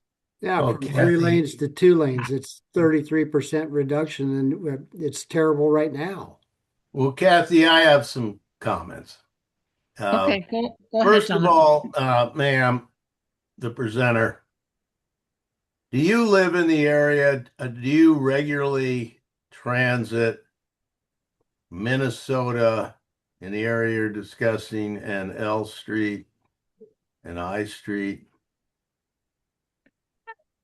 I don't live in Turnagain or any of the community councils on this west side. I live in South Anchorage, but I do use Minnesota quite regularly. The analysis that we did is showing a delay from the start of the project in from 3rd Avenue to Tudor. The delay for the entire corridor with a lane reduction is approximately 3 minutes. Let me explain something. I think you are creating an unbelievable boondoggle. I live in the area. I regularly access the complete route dozens of times a week. I fail to understand why this is next to the Glen Highway coming in, probably the highest velocity amount of traffic in Alaska, arguably. To restrict this makes no sense whatsoever. You're talking about pedestrian activated lights. You're talking about people, street people that are constantly coming and going. They're going to be pushing the buttons. I can't understand why this is going to be efficient. You're talking about restricting, increasing vehicular traffic. You say that the amount of people is declining in Anchorage. Well, if you're aware of it and you've read the news today, the Anchorage International Airport has just been declared as the #1 freight airport in America today. It was the third largest. You're going to have the increased freight from the port, the construction at the airport, with 1 billion square feet of new storage and cold storage freight increasing. What do you think that is going to do to the commercial giant vehicles? I just do not understand this thinking. You're going to decrease the lanes. This Okay, makes no sense Jonathan, whatsoever. why don't you let her respond? And because we need, clock is ticking here. I apologize. Why don't you go ahead and let her respond? Yeah, I Sure. mean, these are great comments. We've heard from South Edition is one of their goals is to have lane reductions because they're speeding through their neighborhoods. There isn't a lot of space for buffering for pedestrian and bicyclists, kids using the sidewalks. Our analysis is showing a decline in traffic along the corridor. I just And stated a comment that's true about the increased freight in Anchorage. Where do you think that's going to go if it's going to be going to Anchorage projects and up into the bush and wherever? working with the freight advisory or the freight community, freight is a 24-hour operation. And so the peak hour during the day when we're all using Minnesota 9L Street to get where we need to go, it is not an issue for them. Their #1 goal is the same as this plan's #1 goal, which is DOT's #1 goal, which is the municipality's #1 goal, is to reduce safety concerns for the public, whether you drive, walk, bike, or roll. Why would you not increase like to the 10th power pedestrian walkways over?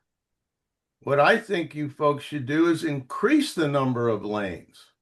You're going to increase the traffic on West Northern Lights, which is already a problem that we discuss constantly for heavy trucks going down 2 lanes of West Northern Lights. So those are my comments. And this is, I think this is pie in the sky. Thank you, Kathy. Okay, you're welcome. Did somebody else have a question? I know I want to ask Sandy. it to you, but Sandy. Yeah, I do. Sandy, yeah, go ahead. Four quick comments. One, there's a lot to absorb, obviously, and I think the only way to do that is to really spend time looking at this website and understanding what you've got here. 3 comments though that I can quickly make. One, I would love for you to add a pedestrian activated crosswalk at the top of the West High Hill. It's where the trail meets Hillcrest and gives students access to school. We've been trying to get a pedestrian activated light there for years. Nobody will ever go for it, and it's literally where kids cross a busy street to go to school. So, top of the West High Hill at Hillcrest, pedestrian activated light. Second comment. so I understand that generally speaking, you're going to remove a lane in much of this roadway. I would be really cautious about, in addition to that, narrowing lanes. In the wintertime, the lanes are wherever people drive because all the lanes are covered by snow. And I think narrowing lanes leads to unsafe driving. So I would keep whatever lanes are exist at their existing width. Um, and it just seems extremely dangerous in wintertime, even if you slow people down, which personally I'm in favor of, lowering the speed limits a little bit. And then last comment, heated sidewalks. I scratch my head. I think a lot of the heated sidewalks we have downtown don't work very well. I would shudder to think of the day-to-day maintenance costs of heating sidewalks. And with Gas the shortages. ongoing gas shortage, yeah, it just seems like I would not invest my dollars in heated sidewalks. Let's plow the sidewalks. That's fine. That's great. Yeah. Uh, Heat them? No. Anyway, We're- I'll stop there. Thank you. Preposterous. Thank you, Sandy. We're not actually recommending heated sidewalks. So if I don't recall mentioning that, but I want to clarify, we are not recommending heated sidewalks. Okay, I thought you did mention it, but if Was it's in not the part of the written- picture, great. It was No. in the writing. Okay, I'm gonna go ahead and jump in. So, originally, Kathleen McCoy, when she was on the TCC board, attended these meetings, but then I was able to attend the last one. So I was representing Turnagain just kind of, on the fly at that last advisory working group meeting. But I appreciate the opportunity for different stakeholders to discuss some of this. I I don't recall, but it was probably talked about before in my time about the proposal on the right on red. And I'm I guess I have a question. The right-hand turn lane coming up at the gas station and then turning right on West Northern Lights, is that going to remain? That's where we're recommending the no right on red. So that the right-hand turn lane would not be affected. I mean, as far as the existence of it. Right. So southbound Northern Lights in Minnesota. So where the gas station is, the Vitus gas station. Yes, that's because if we put a fourth leg in there for pedestrian crossing, we want to ensure that the timing is adequate for pedestrians to cross. And the no right on red is a recommendation. These are all drafts. So we appreciate your feedback. If that's something that you don't think will work, we will take that into consideration as we update this plan based on public comment. Sure. And first, I just wanted to clarify that lane would not be taken away. And I know there's a lot of pedestrian traffic at that intersection at Minnesota and Northern Lights, and it's a really good thing that the Benson, or excuse me, the south part of that leg where there's crossings at 3 but not 4. I think that's going to make a really big difference in terms of pedestrian safety, crossing from the west to the east and vice versa, right there at that intersection of Northern Lights in Minnesota. Yeah, I don't. It's hard to imagine the right turn on red at Minnesota and West Northern Lights. I mean, the sign. I just feel like a lot of people will probably ignore it, and it would give pedestrians perhaps a false sense of safety that they don't have to look out for people turning, because I think it's highly likely that a lot of people will go ahead and turn there on a red light. But that's just me and my observation of a lot of drivers and how they drive and when they want to get from point A to point B at that intersection. Secondly, I know that I brought this up at that meeting that I did attend, but then I saw on this these visuals that there's a pathway proposed along Minnesota from 26th to Hillcraft Drive, and then it says both sides. And I know that we talked about it, and then I was assured at that meeting, no, it would just be on the east side, not the west side. Because on the east side, when you go past 26th, there's no sidewalk, there's no pathway, there's nothing there. And there's landscaping that butts up right then along the West Roman campus, and all the way as you go down into the Westchester Lagoon area. So can you clarify, because I know I specifically asked that there would not be something on the west side past 26th because there's nowhere to go for pedestrians or bikers. So there's an existing pathway on the west side, Kathy. Up to the Roman. Up to Hillcrest and yes. Okay, so then why is it a project that it be added? We want to put a pathway on the other side of Minnesota so that there's another pathway. So that if you're on, yes, so we have two parallel pathways so that you're not trying to navigate through the neighborhood to get to the Chester Creek Trail to get downtown if you're on the east side of Minnesota. Okay, also, so the lagoon access is important. It's right now. I think this is one of the prettiest sections of Minnesota right here through the lagoon, but you're going 45 to 50. There's 5 to 6 lanes of traffic. The pathway is going to allow additional non-motorized access, direct access to the lagoon, and it does not require you to go out of direction travel. Okay. But the existing pathway on the west side, the landscaping that's along there, that would be a fit then. Yeah, we're not making any recommendations for changing that side of the existing pathway, just adding a parallel pathway on the other side of Minnesota on the east side. Okay. So, I so just Kathy, misunderstood I'm sorry, what?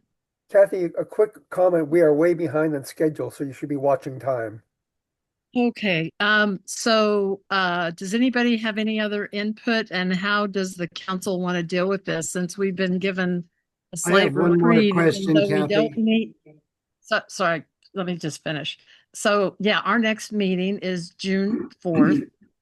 Comment deadline is May 29th, but we've given presenters have said that they would, give us some leeway so that perhaps this should be a land use committee meeting to talk more detail about what kind of comments we'd like to submit and consider for voting at our June 4th meeting, and then we could submit those. So how does that sound to everybody on this?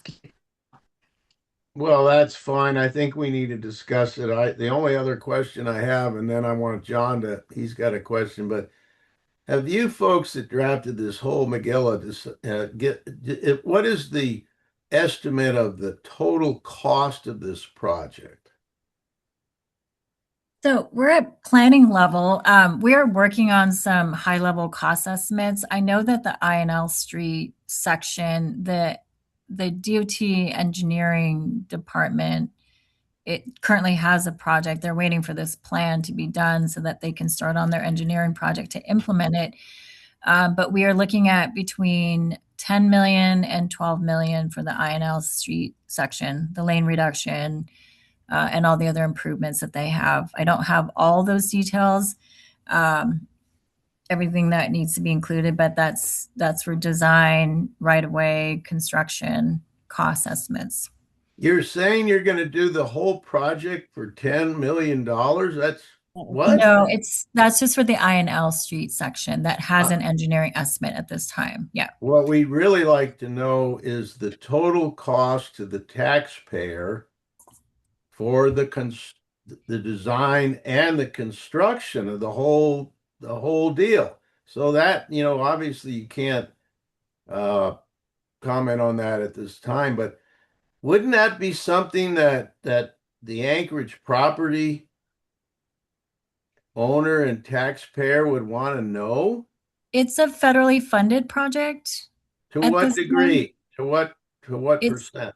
it's funded by the Federal Highways Administration, AMATS, and then the state. So right now we are not looking at, because Minnesota is a DOT corridor, Right. and INL Street is as well. But 2/3 of the bodies you just discussed are not federal. So I'll leave it at that. I know John has a question. I have Okay. one last question Yeah. can you pull up the Hillcrest to Tudor section, please?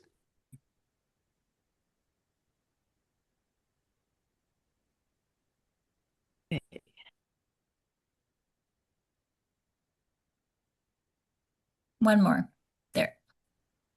Okay, if I'm reading this right, you show Hillcrest, that's the overpass, Northern Lights, Benson, Spenard, and Tudor. Those are presently signalized lights.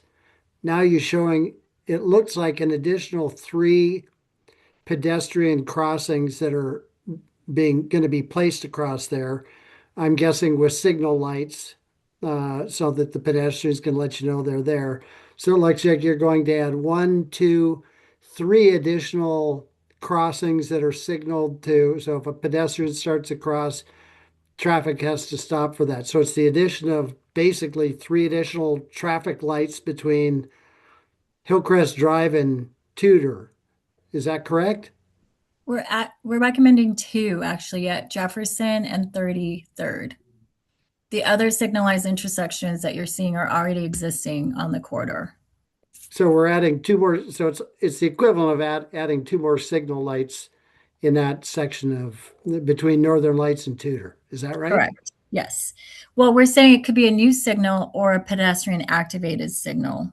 And is that going to be dropped down to 2 lanes from that section too? Yes, we are recommending lane reallocation in this quarter, this section as well. Oh Dropping my! a lane. Mm-hmm. Can't believe it. Okay, it's ludicrous. I'll duck off now. So you're going to even slow it down. Okay, wait, Jonathan, we need to move on. We need to move on. Thank you so much, James and Juan. We appreciate your time.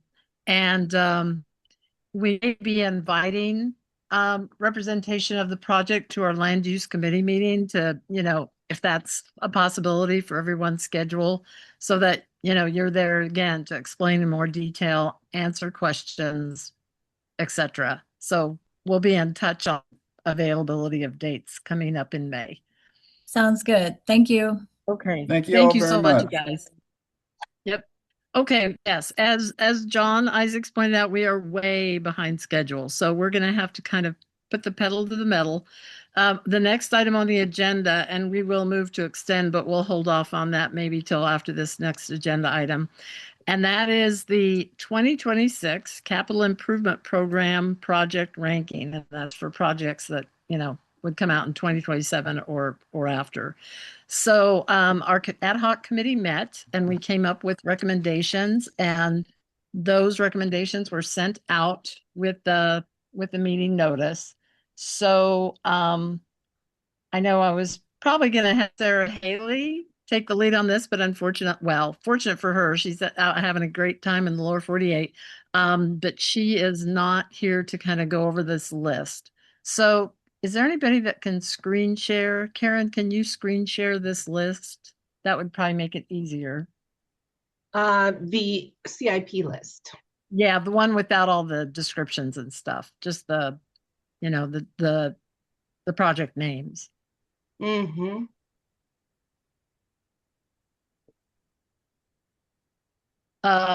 Some of them are very similar to what we passed last year, but we did maneuver around a few, and we did the Muni added a couple, 3 of them, and I believe we added 1.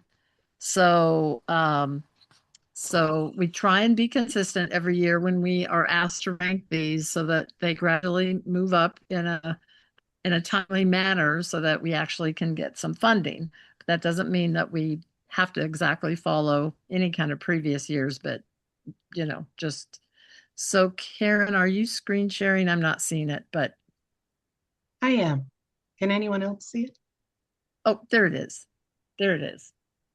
So, so Karen and Sarah and Dan and I were served on the committee to come up with these recommendations.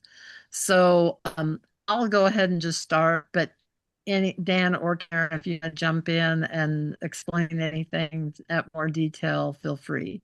Oh, I'm not sure we need a terrible amount of explanation on any of it, Kathy. I would just only focus on what people might have anything to say about, like number 3, where John Galen pointed out that Northern Lights was in need of rehabilitation. So that was a brand new project added by us. I would like to note that the number 5 changed its name from Lakeshore Drive to Lakeshore West 44th and expanded from just pedestrian focus to the drainage problems at the 44th Avenue Y. And that also moved up 1 slot this year. Most of it is the same as previous years. And you'll see as we go down here that there were 4 projects that have been added by the municipality on safety improvements for the coastal trail, ADA improvements at curbs at 3 elementary schools, a master plan redevelopment, and I apologize, there's 3 new projects added by the municipality. So if anybody had any feedback on these, this list, this is the time. I'm sorry. You might go ahead and scroll down, Karen, just FYI. Every year when each council has presented their draft list for councils to consider, I don't know why we say it every year, but they end up including a lot of projects that aren't even within our council boundaries. So just say delete. And then there are generic things like multi-use trails and access, but there's no location, so we just don't rank them. The one exception under the delete list is something that we have asked for deletion of for many, many, many years, and that's an upgrade of Northern Lights Boulevard from Nathaniel Court to Postmark Drive, where they'd put a bike path on one side, you know, a sidewalk on the other, and that's between Earthquake Park and, it makes no sense. So that's why we only suggest supporting, a proper maintenance and resurfacing when needed. So that explains kind of that bottom of the list. So if you want to go back up to the actual TCC project items. Sandy's got his hand up too.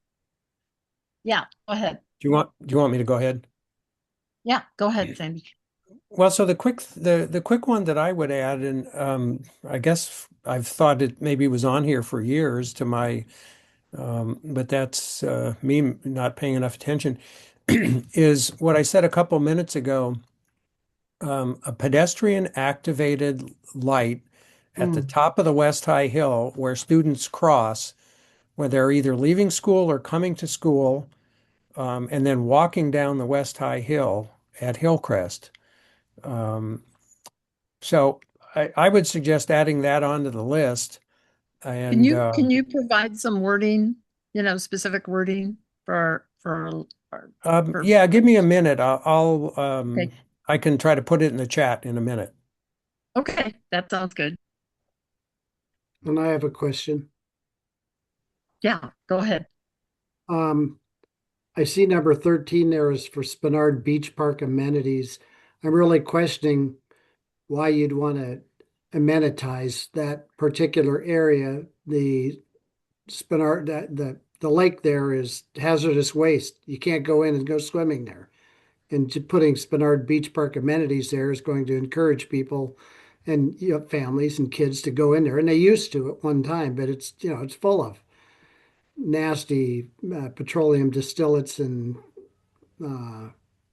antifreeze that runs off from the airport runways, stuff like that. I Yeah. can't imagine Well, why you'd spend any money there. I can address that. Actually, this is B part two. We the the TCC worked with Spenard Community Council, even though technically it's within our boundaries. It abuts Spenard, and so we came up with a park improvement plan that was in two phases, and this was approved pre-COVID. That's kind of how I don't remember the year, but this was approved by TCC and CCC several years ago. And so we did phase one. We got an Anchorage Park Foundation grant for phase one, where we installed a couple more picnic tables and another bench. And I don't recall what other amenities, upgrade trash can. And phase two was to install a larger aviation themed playground equipment. And also the existing swing that's been there for decades is not in good shape, to replace the swing. And so this has nothing to do with swimming. And it is a used park, and it's not used for swimming. There are no swimming signs, very, highly visible, posted by the water from that park. And the airport this is technically on airport property. And so the airport was fine with phase one and phase two. And we just are still wanting to get funding for phase two. So it's something TCC has already approved as far as a project. It has nothing to do with swimming. And I totally agree with you. Nobody should be swimming out there. Okay, fair enough. Yeah. Okay, Sandy, did you come up with some wording yet? Yes, I did. It's in the chat. Oh, a pedestrian. Okay, a pedestrian activated crosswalk Right. light. Light. Hopefully Karen, hopefully you're writing this down too. On Hillcrest at top of the West High Hill. And does anybody have any objection to adding this? And then we're not proposing a ranking yet, but just adding this to the list. Does anybody have any opposition to that? I agree.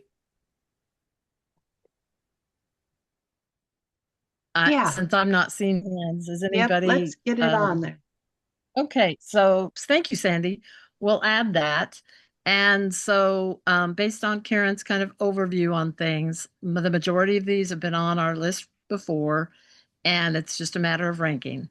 So you can see that in green, that's what it was ranked last year. And in black with the period, that's what the committee is recommending for this year for all projects. The ones that the Muni submitted were technically, like Karen pointed out, we're renaming it and this and that, but otherwise they're basically the same projects that were in last year's. So the biggest one is we did lower down to the bottom, essentially, the traffic calming. And that doesn't mean that traffic calming isn't important, but one, they don't list any projects. And two, over time, because it was higher up ranked on our list, we've had multiple speed humps installed on streets throughout the Turnagain Council area. So we felt like more specific projects at this point should be bumped up higher, and we put that lower. That was the best strategy to explain why that moved down so significantly. Otherwise, they're close to being what they were last year. So does anybody have any recommendations of where Sandy's proposal might want to be ranked? Or Sandy, do you have a suggestion? Well, I do respect things being on the list for a long time. At the same time, I would say that back when we had a, God, what do we call it? Safe Routes to School Committee. Yes, and those projects were integrated into this list. Right. Well, this was something, I think, this was something that was on there, so maybe it's been lost in the laundry. Wow. The one thing I would point out is I think it's a very modest cost project relative to many of the others. But I'm not going to say it needs to be number 1 or 10 or um, it's sort of like whatever makes sense given our reality of where we are tonight and when this is due, et cetera, et cetera. Yeah, the deadline is May through, sorry, I'm spacing out here. It was Is June 1st. So we Yeah. have to decide at this meeting because we don't meet again until after the deadline. Sandy, would you think it's more important than the Hillcrest Drive sidewalk, West High Campus to Forest Park Drive? No. Mm-hmm. Okay. That's Should we go ahead and just put it as 11 so they're kind of clumped Yeah. together? yeah. Or add Well, it to- I add it to like the 10. idea of combining them. I sort of like that idea. Combine them. Mm. Okay. I think we can do that. Okay. Add it on to Hillcrest Drive sidewalk and light. Makes perfect sense. Yeah, that's a good idea. 10 existing. Okay. Any other questions or comments about the proposed committee list? Do we have to vote on it? Yes, we do. Or we can just ask if there's any objection. None here. Is there anybody opposed to the proposal that is now settled in with our discussion and the committee's recommendation? And I can't see any hands, so I don't know. Is anybody raising their hand? If not, then I'll entertain a motion for no objection and this passes.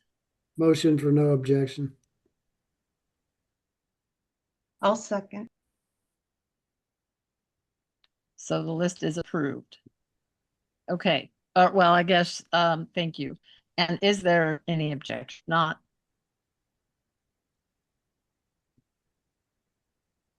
Okay. All right. All right. I'm gonna stop Okay. sharing. Well, thank you again, committee members, and thank you everyone Move to for your extend. input. Okay, yes, Dan. Can I get a second? Move to extend to what time, Dan? We still have a fair amount of items on our agenda. I know we're losing participants fast, so 9:20. Maximum 9:20. 9:20 I'll second. and Karen seconds. Is there any objection? Okay. Another item on and thank you everybody again. Let's see. So, is the Kincaid Park Master Plan Stakeholder Group. So let's see. How do we want to deal with this? That basically was announced, got information that there's a master plan update for Kincaid Park, and comments are due on, an open house is on May 28th, but the project coordinators are also asking for a Turnagain representative on a community stakeholder group.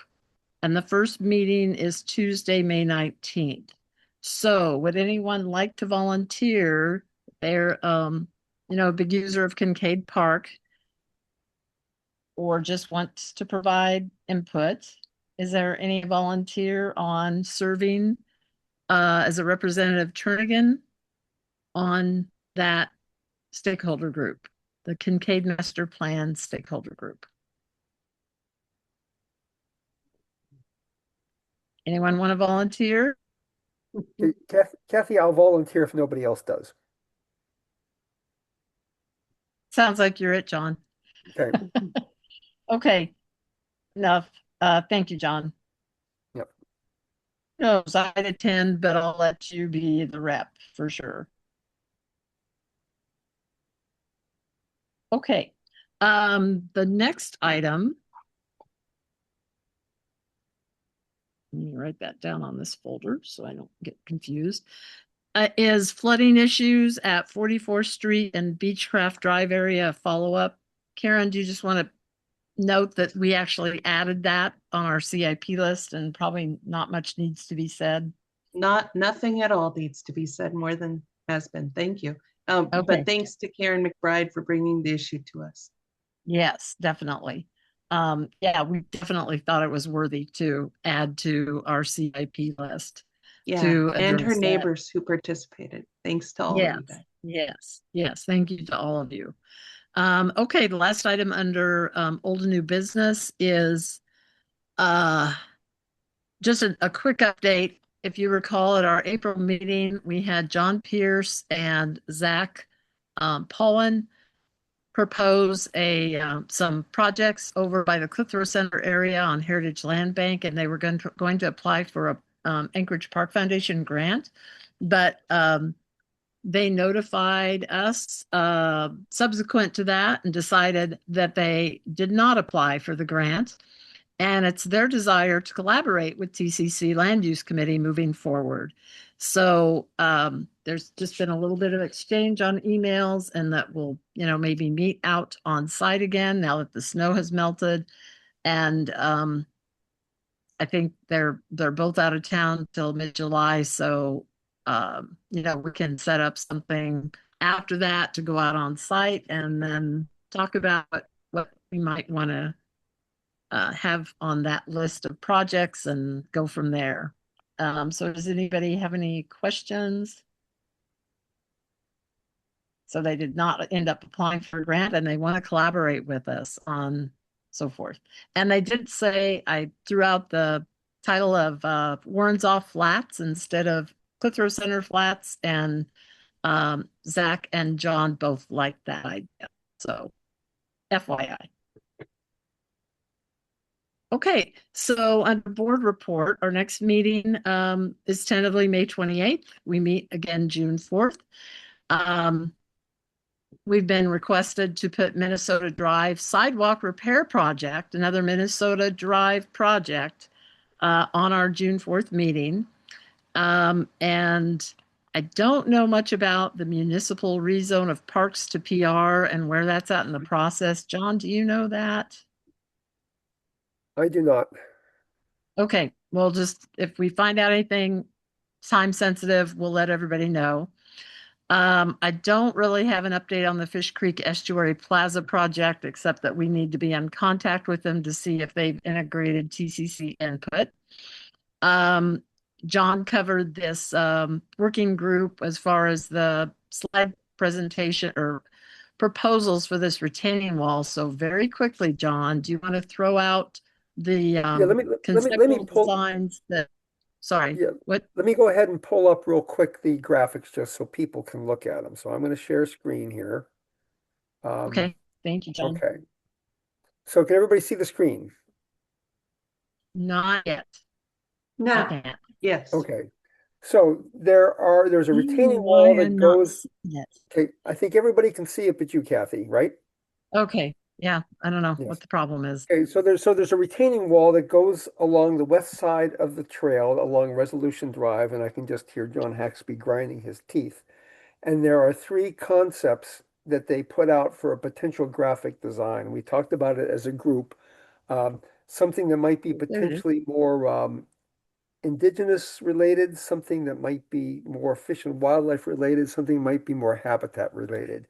And this is going to be concrete underneath sort of a wooden back retaining wall. And so this is one of their concepts where they would do something like this that kind of shows some, fish and various animals. This does in theory have kind of an indigenous theme to it. The second one, which really kind of nobody liked, let's see if I can pull that down, was this one, because people just felt it was kind of animals peeking and hiding around, and no one liked that one very much. The third one was this one, which is kind of more a representation uh, of the stream, and it would potentially have some things like this, where you could potentially have some bas relief of grass or animals. It would potentially have some uh, blue glass in the stream itself, so it would glow at night. So this is kind of what it would look like along these lines. And so I think most people liked concept A and concept C, and we just thought we would run this past people to see if there was any opinion or comment whatsoever. And I And I might would, I might interject, John, that the various members of the working group provided some input on both A and C. And so the next time we meet as a working group is June 1st, and they will have modified what you're being shown now based on some of our input. So these are just concepts, generically or generally, I should say. If you have any sense of, we're not going to take a vote, but just if anybody wants to share briefly what they liked or didn't like. John, and we can also I have bring one these up. question for you. Do you have dimensions, the wall heights behind, if you're to proceed from Resolution Drive to the north, where this thing starts, all the way to the north end of Yep. Resolution? Do you have wall heights on this stuff? I think the top is something like about 12 feet, but I don't have that at hand. John, I can try to find that and get that to you. I'd appreciate it. Yep. With just so I know what it is behind my house and everybody else's Exactly. house on Exactly. Resolution. What the Yeah. proposed is, so it's talking to the elevation height of the retaining wall, not the fences above it. I think you're right. I think the retaining wall is 12 feet, and then the fence above it might go like another 6 feet. But I need to find that out and let you know for sure. I'd appreciate that. Thank you. Okay. So these were the concepts for the retaining wall, which again is about 300 feet long. And then the next part is that there's going to be about halfway down the trail, a kind of a pullout here with seating with an overview looking out at the Fish Creek estuary. And this would potentially be visible from the coastal trail at the Fish Creek Bridge. And so there were talks about what could be done with the railing and what could be done with seating. And they had a couple different viewpoints, some of which would have like sort of a cast, like an iron or whether iron steel cutout, and you would have some benches where you could park bikes. A couple of us were really concerned that if you made the cutouts too busy, it really kind of detracts from the estuary and you can't really see through it. So something potentially like the steel rods or the cut panel might be a little bit more visible. But we were concerned that the fencing material itself would not be too overwhelming. And there are some different ideas here in terms of using mesh and things like that. I There were think two different. nobody cared for the salmon one. It didn't really get a lot of No. input, did it? Yeah. Yeah, they want something a little bit better. And then there's sort of two different options for the benches. One where you can have the bikes come in on the backside and you could sit between them. The other would be to have them on the ends, but it'd give a way for people to get bikes kind of out of the way, off the path, so people could sit and look and kind of take advantage of the estuary. There was another one with some animal motifs, flora and fauna. Again, there was kind of a concern that it's kind of overwhelmed looking at the estuary itself from sitting on the bench. Um, and so those are some examples of what they're looking at. They've gotten feedback and they're going to bring something back to us on the June 1st meeting. And depending on what they bring back to us, we can show that again at our meeting on June 4th. And I see Jean Belowski has her hand up. Okay, Jean. Yeah, this looks to me not at all like a trail along the east side of the estuary.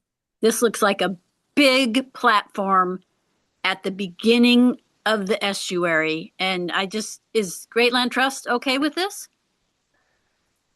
They're represented at the working Can't group. hear you. Yeah, they're represented in the working group, and I'm not sure they made any comments. Kathy, do you remember? Well, the woman, I used to know everybody who worked at the um, Great Lakes Trust, and now I don't really know anybody. And so the woman who's representing that group at these working groups that we're attending, I don't know her. She did have a couple of comments on the design of both the retaining wall and the seating. Um, but Jean, I kind of verbalized exactly what you said. That this is going to be this is not going to be a welcoming, natural, wooded area anymore. This is going to be a huge concrete, cleared out Campsite. area. And there's nothing that any of us say right now that can change it. They're on this path and they're moving forward and they're wanting our input on things like this. And I think all of us will be shocked at how different it is, but this is what we're left with. You A know, homeless camp.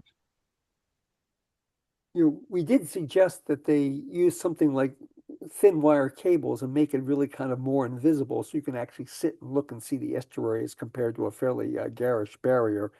And they Yeah. were a bit resistant to that because kids could get stuck and things like that. But I think we're going to kind of continue to push that whatever they do with this fencing really, cannot be kind of an eyesore and detract from the estuary itself. The pullout's going to be there regardless, and the question is, how do you make it relatively aesthetic and not visually terrible? Yeah, and the interesting thing about this is we talked about this trail since 2022, and nobody brought up the idea of this kind of thing. It's going to be about halfway between Northern Lights and the Coastal Trail. None of us, ever, none of us were told this was going to be a component of the project until just earlier this year. Well, they're interested in our input, of course. So anyway, okay. So we're about out of time. Does anybody have any other brief comments? Like I said, Sandy and John and I are on this working group. They are going to modify based on working group design, input. So nothing like what was shown per se will be probably in the mix, but some modifications of some of those options likely. If not, then we'll go ahead and move on very quickly to Spring 26 West Anchorage Candidates Forum that was held March 23rd. 6 of the organizing committee members met to discuss the lessons learned, and we all thought that it was overall a very good event. And we did get good comments and from those who attended, some of those who attended. The main takeaway was we definitely need to start planning earlier. So the suggestion was, like by Sarah, that we form a committee in December.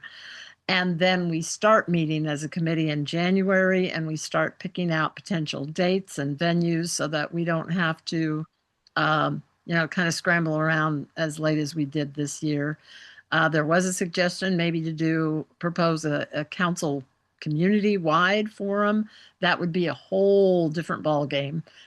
So we talked about that a little bit, but then we turned our attention back to just a West Anchorage Candidates Forum.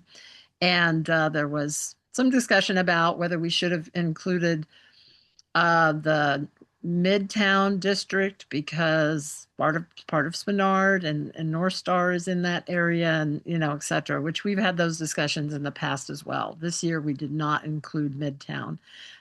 So anyway, overall it was a good event and Turnagain should be proud that we were part of it. And we certainly plan, I think, as a whole to do one again next year. And that would be the mayor and school board candidates forum. And lastly, and I think I'll sneak it in before our 9:20 end time, is FCC delegate report. And really the main thing that happened was we went through all the final amendments and discussion of the revised FCC bylaws. Some passed, and filled. And we'll go in this May 20, the next FCC delegate meeting, which is May 20th. And thank you, John. I see your note. So thanks, John, for participating. That's kind of it. It's going to be completely different as far as the structure of the nonprofit part of this entity. Doesn't change community council participation, as delegates. We're called the coalition of delegates. But we all won't be board members as we have been by default all this time. And there will be board elections also taking place on May 20th. So there will be the staff and the board, and then the remaining delegates. We'll still meet monthly, and the board will probably meet quarterly. So structurally, for a nonprofit, it's more in tune with other nonprofits. It's just definitely going to be a different structure than it started out to be in 1975, I believe, to date. So with that, can I entertain a motion to adjourn? So moved. Second. Second. Dan, was you second? No. I'll just put you down as second. Okay, thank you, everybody. I don't know how many people are even left on our, usually I get a number, but I'm not getting a number on how many 11 people are participants. left. Oh, I've got 12 here, 12 participants. So thanks for hanging in. Sorry we ran late. Our agendas are always jam-packed, and we try and cover things as best we can, and I think we do a pretty good job. And thank you, Marcy. I appreciate it. As a newcomer, I appreciate it. Okay, well, I will let husband Dan sign us all off and close this down. Enjoy what's left of the rest of your evening. Good night. Thank you, everyone. And board Thank you, members Dan. will be in touch as far